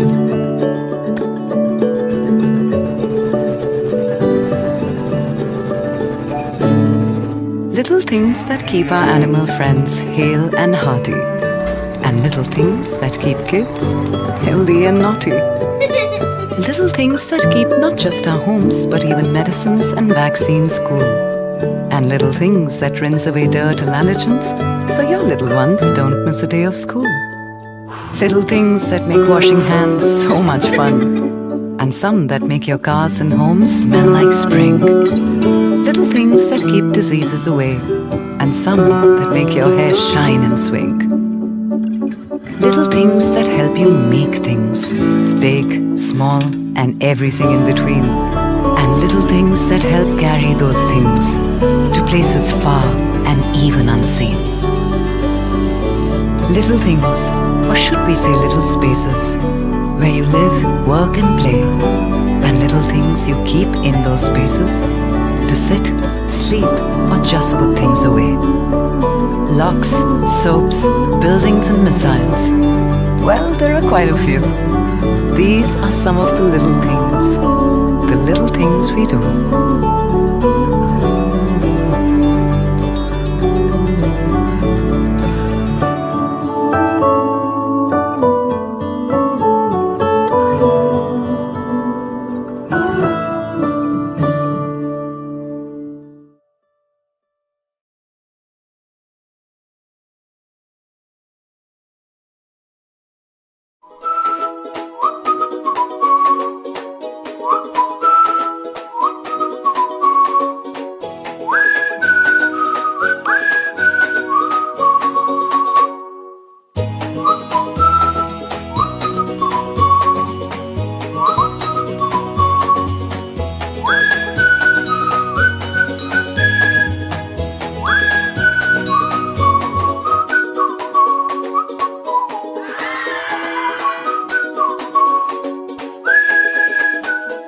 Open playground with no boundaries, to live your dream, to explore opportunities. For me, Kaizen is the perfect training ground for PR professionals. We are a great team doing some great work.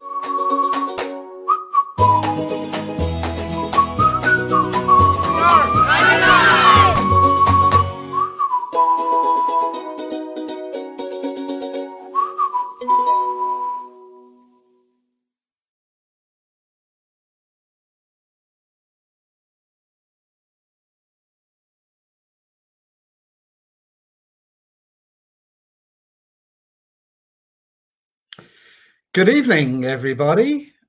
Greetings from London, where despite the darkness of my room, it's midday. It's just midday in October, and this is what London looks like. I am delighted to be able to join you, albeit remotely, for Sabre Awards South Asia. I'm very grateful, as always, to the PRCAI for their partnership with us on this competition. It's great to hear all of the terrific initiatives that Nitin and the group have going in India, and I'm sure that the industry there, as everywhere, is desperate to emerge from the crisis of the last 9 months and get back to, if not business as usual, business in a new usual manner. Obviously, we've been monitoring the situation around the world for the last year or so. We've seen growing optimism in the public relations agency business, both about this year and about the future. I think we have learned already this year that public relations remains vibrant and necessary in difficult times, whether it's crisis management, employee communications, greater communications of purpose, issues management, or healthcare. The industry has really risen to the occasion over the last few months. And I think if we've seen anything that we should be encouraged about, it is that trust and credibility remain vital, valuable assets for governments and for corporations around the world. We have seen that countries where social capital is high, where trust in institutions is high, have managed this epidemic far better than those countries where trust has eroded and credibility has declined. We've seen that fake news thrives where trust and credibility are absent. And if that is not a rallying cry for our industry and the companies we represent, I don't know what is. But one thing is for sure, and that is that the quality of work we continue to see from around the world has been astonishingly high. Our Sabre Awards competitions have bounced back from a small decline in mid-year to see really impressive quantity of entries. Excuse me. We're also seeing great quality of entries, and South Asia was no exception to that rule, despite the fact that your entries came in at a time when the pandemic was at its worst. This is not COVID, I promise you. Despite the fact that your entries came in at a time when the pandemic was at its worst, the best programs that we saw this year were as good as the best programs we've seen in any other year, and certainly as good as the best work that we see from the rest of Asia Pacific, from Latin America, from Africa, from Europe, and from North America. And so we are delighted this evening to take you through the best of the best and ultimately count down the 3 top programs from South Asia and recognize all the great work you've been doing. Here to get us started on that process, I'd like to hand off to my partner, Arun Sudaman. Thank you, Paul. You can take a big sip of water now. If we can move on to the next slide, please, we will get the presentation underway. I'm sure many of you are on the edge of your seats. You want to know who's won. We will take you on a whistle-stop tour of finalists, certificates of excellence, and winners soon. First of all, let me thank our sponsors this evening, our principal partners, Kaizen and Godrej, supporting partners, Adani, Edelman Value, 360, Delhi School of Communication PR Club, and Avignata. Thank you all for your support. A huge thank you, of course, to our judges. Next slide, please. They put a lot of time into the judging process this year. They do it for very little reward. You could even say they do it for zero reward, but it is incredibly worthwhile work. Can we move to the next slide, please? And you can see all of the judges' lovely faces. So thank you very much to our judges. And so with that said, we will begin the presentation with the Gold Sabre Awards practice areas. Next slide, please. And the first category, next slide, is business to business marketing. Next slide, there are 4 finalists in this category. Next slide, there is 1 certificate of excellence. The Sabre Award for business to business marketing goes to, next slide, Rolls-Royce, partnering India towards greener skies and cleaner seas. Rolls-Royce India with first partners. Okay, well done to them. And next up, next category is corporate image, in which there are also 4 finalists. There are 2 certificates of excellence. Thank you. The Sabre winner for corporate image is, wow, saving India from 6 Chandigarh equivalent landfills, ITC Limited, with first partners again. Next up, our next category is corporate social responsibility, in which there are 3 finalists. Thank you. There is 1 certificate of excellence in this category, which means that the winner, once again, it's wow, saving India from 6 Chandigarh equivalent landfills, ITC Limited, with first partners. Is first partners going to win every single award? We will soon find out. Our next category is crisis and issues management. There are 3 finalists in this category. Next slide, please. Thank you. There's no certificates given out by the judges in this category. The winner for crisis and issues management is Indigo, flying high despite cockpit battle, interglobe aviation with Genesis BCW. Well done, and first partners streak has come to an end, but I suspect we may see them back on the winner's podium before the evening is out. Next up, it's digital campaign. There are 3 finalists in this category. There is 1 certificate of excellence. Well done.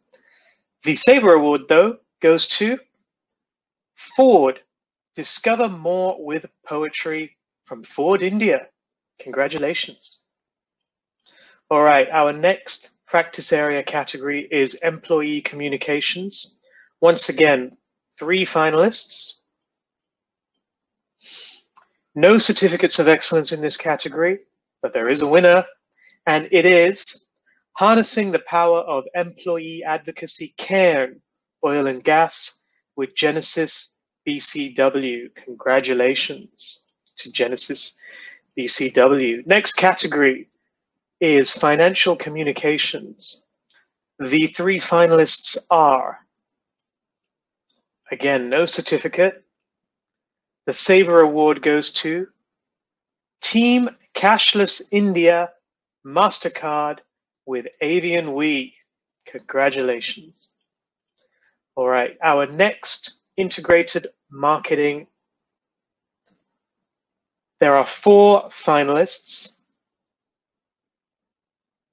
It's a lot of copy on that slide. 1 certificate of excellence, Well done to Revolt Intellicorp. The Sabre Award for integrated marketing goes to Amazon Festive Yatra, 3 trucks, 13 cities, 6,000 kilometers, and 1 message. Amazon Good for India. Amazon.in with Avian We. Congratulations. Next up is marketing to consumer new product. The 4 finalists are: there is 1 certificate of excellence. Well done.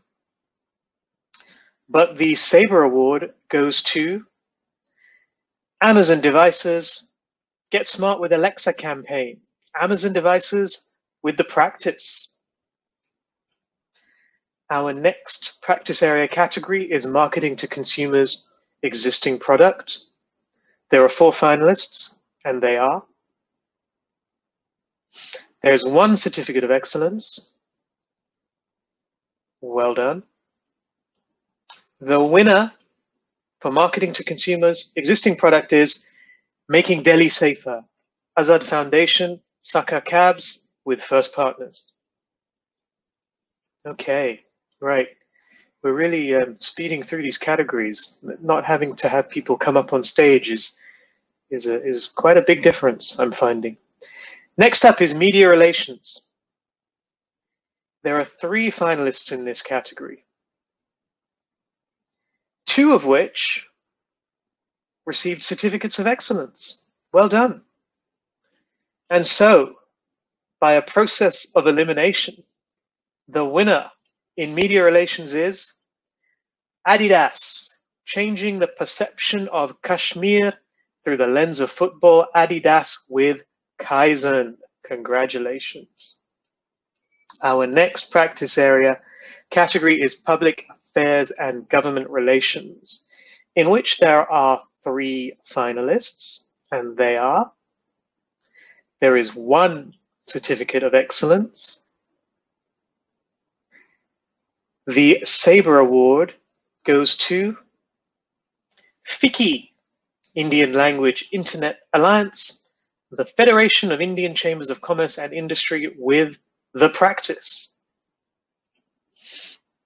Next up, it's public education. There are, in fact, 5 finalists in this category.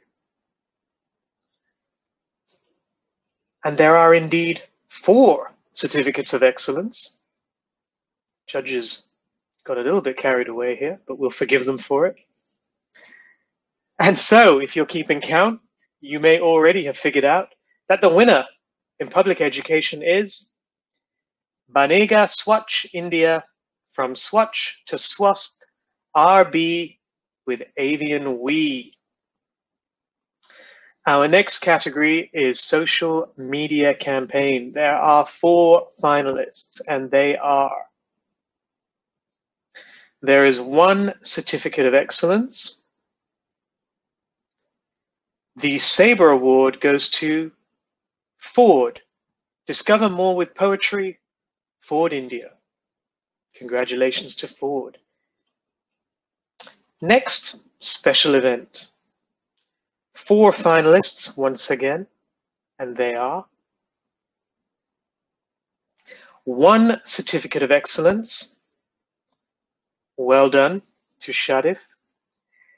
The Sabre Award goes to Dignity March, Rashtriya Garima Abhiyan with APCO Worldwide. So that brings us to a close of the practice areas. Remember, if you've won, please stick around because it means you're in contention for Best in Show, which we'll be handing out in around 7 minutes or so, I imagine. Next up is industry sectors. After that, we'll follow up with the Diamond Sabre Awards before we do the countdown for Best in Show. Industry sectors, first category is associations. There are 3 finalists. There is no certificate of excellence, but there is a winner, and it is FICCI, Indian Language Internet Alliance, Federation of Indian Chambers of Commerce and Industry with the practice. Once again, well done. Our next industry sector category is consumer products and services. There are 5 finalists in this category, and they are there. There are 2 certificates of excellence handed out. Well done to both of them. The Saber Award goes to Vicks, 1 in a Million, Touch of Care, Procter & Gamble Hygiene and Healthcare with 2020 MSL, defying the publicist ban on award entries. It's okay, we won't tell anyone. Next category, Fashion and Beauty. 3 finalists, and they are: there is 1 certificate of excellence. Well done to them. The winner in this category is Rethink Notions of Masculinity, #Man Enough. Great campaign by Gillette India with Genesis BCW. All right, just a few more industry sector categories to go. Next up is Financial and Professional Services, in which there are 3 finalists. Thank you. There is no certificate of excellence. There is a winner. It is Paving India's Way for a Secure Card Payments Ecosystem, the Payment Card Industry Security Standards Council with Fleischmann Hillard India. Congratulations. Okay, next up, Food and Beverage. 4 finalists, and they are: there is 1 certificate of excellence, and it is the winner in this category is Born Colorless, Absolute India with Avian We. Our next industry sector category is healthcare, obviously a critical category this year. 5 finalists, and they are, 4 finalists. It's been a long evening. 1 certificate of excellence, and it is the winner. Once again, it's Vicks, 1 in a Million, Touch of Care, Procter & Gamble Hygiene and Healthcare with 2020 MSL. Next up, it's Industrial and Manufacturing. The 3 finalists are: there is 1 certificate of excellence. Well done. But the winner in this category is Bhadrachalam, Making of the Indian Paper Tigers, ITC Limited with First Partners. Our next industry sector category is Media, Arts and Entertainment. Just 2 finalists in this category. No certificates. There is a winner. It is Alternate Content, The New King to Drive Footfalls at the Cinemas, PVR Limited with Avian We. Next up is Mining and Extractive Industries, in which there is only a winner awarded in this category. The Sabre Award goes to Harnessing the Power of Employee Advocacy, Cairn Oil and Gas with Genesis BCW. Next category is Not-for-Profit. There are 3 finalists, and they are: there's no certificate. There is a winner. It's Rising to Dignity, Repealing 108 Legal Barriers, Sasakawa India Leprosy Foundation with First Partners. All right, just a few more industry sector categories to go. Public sector and government is the next one. Just a winner in this category. The Saber Award goes to Sweden India Samband, Swedish royalty visit to India, Embassy of Sweden with Kaizen. Congratulations. Our next category is technology. There are 3 finalists. There is 1 certificate of excellence. Well done to them. The Saber Award South Asia, goes to Improving Access to Electric Mobility and democratizing technology and mobility. Revolt in Telecore with Rudafin, India. Final industry sector category is travel and leisure. Just 2 certificates of excellence handed out in this category. They are here: 100 Years of Hilton, Hilton with Kaizen, Indigo Flying High, Interglobe with Genesis BCW. Okay, there's just one more round before we get to Diamond Sabre Awards. Next up, we have the Geographic Awards, which look at the best campaign across South and Southeast Asia, originating, of course, from one of the South Asian countries. There is just a winner awarded in this category. The Sabre Award, South Asia, goes to DHL Logistiki from DHL. Congratulations. And with that said, that concludes the Gold Sabre Awards for practice areas, industry sectors, and geographic. Like I said earlier, if you're a winner, please stick around. You're in contention for Best in Show. If you're not a winner, please stick around anyway. I'm sure you're enjoying yourselves.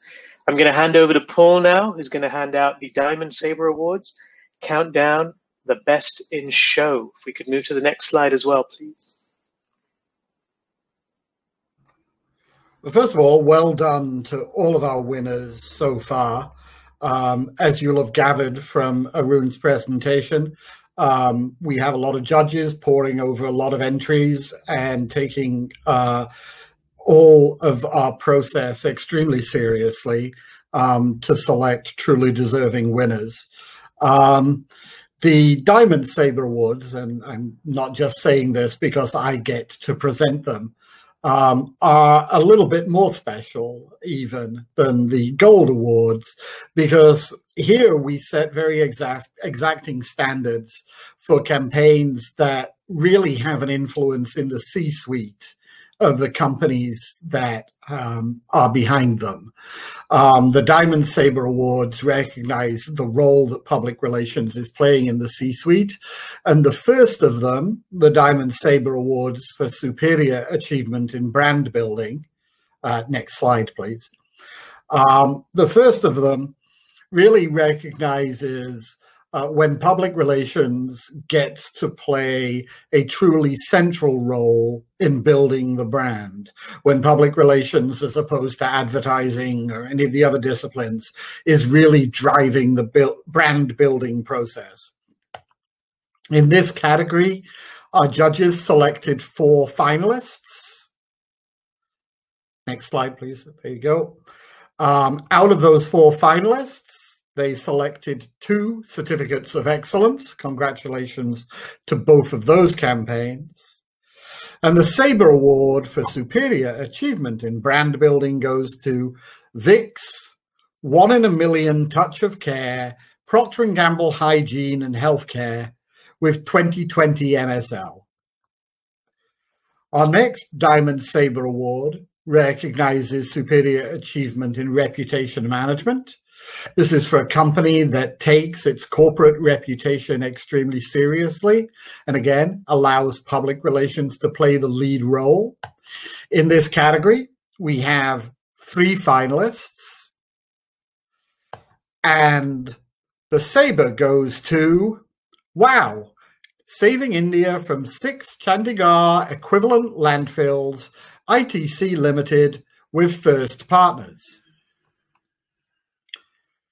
We also have a Diamond Sabre Award for superior achievement in research and planning.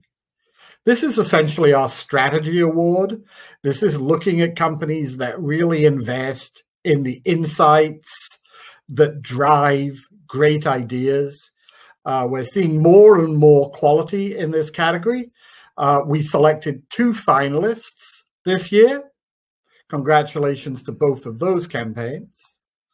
And the winner is How India Borrows, Home Credit India with First Partners. Congratulations. Our Superior Achievement in Measurement and Evaluation Award does precisely what you'd expect it to do. This is not about getting great results. This is about applying great measurement techniques that really prove the impact of public relations on the bottom line. Again, this is a growing category. Planning and measurement are both taking a more central role than ever before in our profession.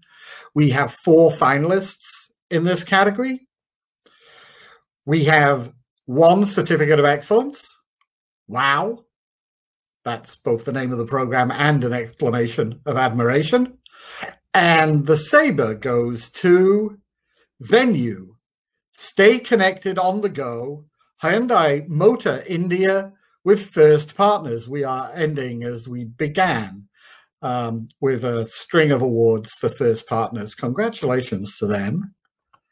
We have also a Superior Achievement in Creativity Award. This is an award we created specifically in partnership with PRC-AI for this market. Our judges selected 3 finalists in this category. We have 1 Certificate of Excellence, and the Saber goes to From Packaging to Pop Culture, Lay's Smile Story. PepsiCo India Lays with Edelman India.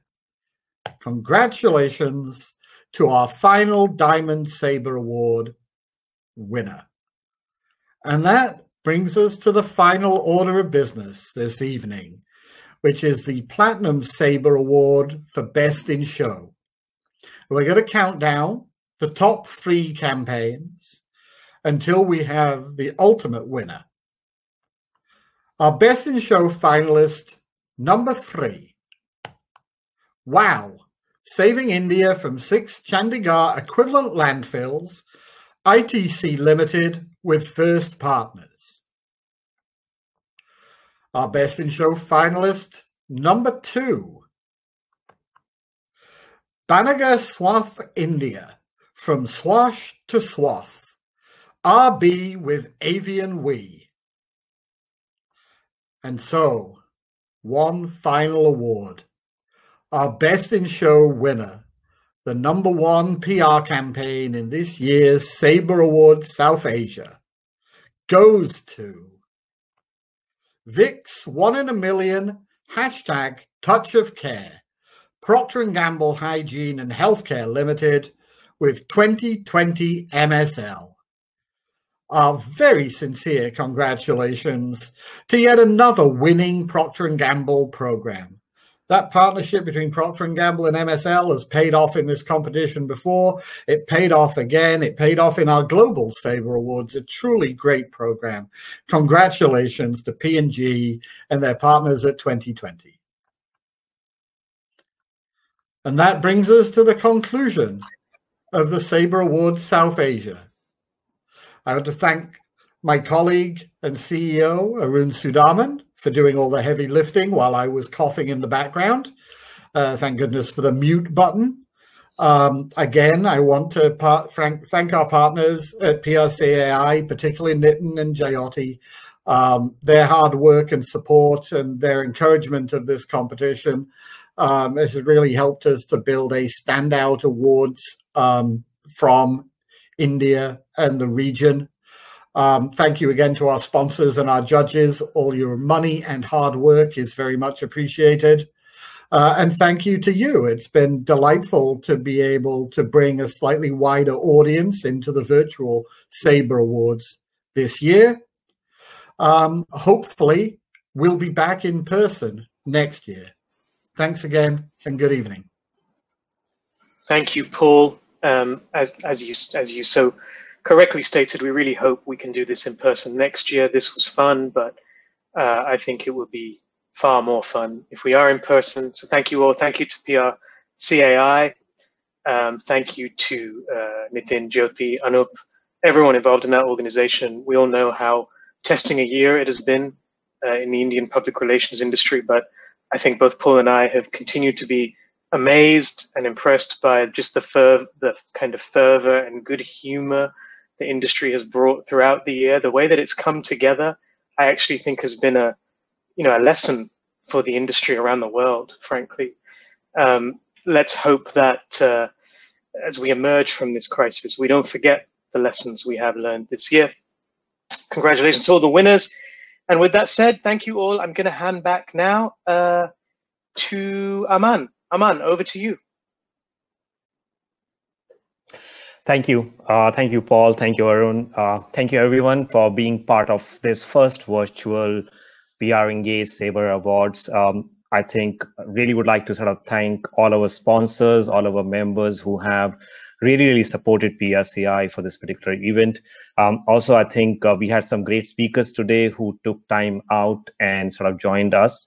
I think the really good part is we are on time. Like, I thought we might be sort of running behind the schedule, but it sort of worked well. And again, congratulations to all the winners who have really shown what public relation is all about and how it can really sort of bring in a business impact. So thank you, everyone, for joining us. And as all of us are hoping that the next year, it will be a physical event, we could sort of meet and see each other in person. And with that, so thank you, everyone, again, and have a good evening and have a great weekend. Thanks a lot.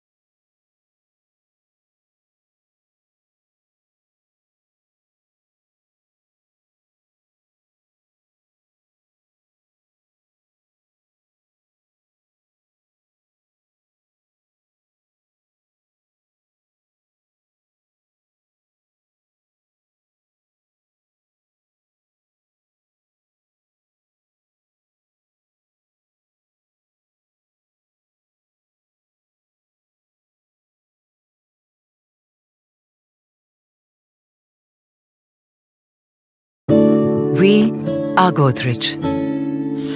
That's us in ruby, green, and blue. And this is a story of the little things we do. It started with a little thing we made to protect you and your things. Over 100 years on, we're still doing the same, except it now has wings. Lift off. Little things that'll take you places you can't get to on an airplane. And little things that circle the earth and tell our farmers when it'll rain.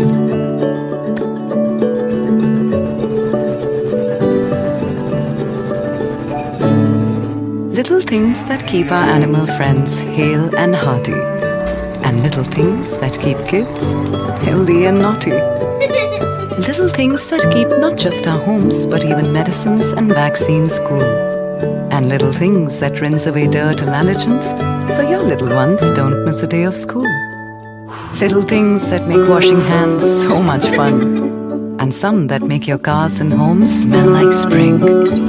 Little things that keep diseases away. And some that make your hair shine and swing. Little things that help you make things, big, small, and everything in between. And little things that help carry those things to places far and even unseen. Little things, or should we say little spaces, where you live, work, and play. And little things you keep in those spaces to sit, sleep, or just put things away. Locks, soaps, buildings, and missiles. Well, there are quite a few. These are some of the little things we do.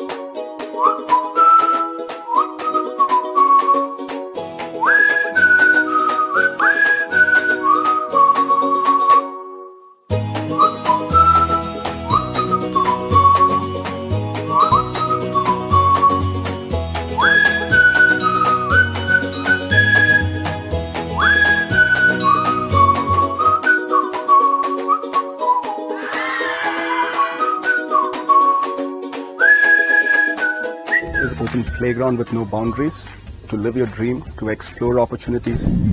For me, Kaizen is the perfect training ground for PR professionals. We are a great team doing some great work.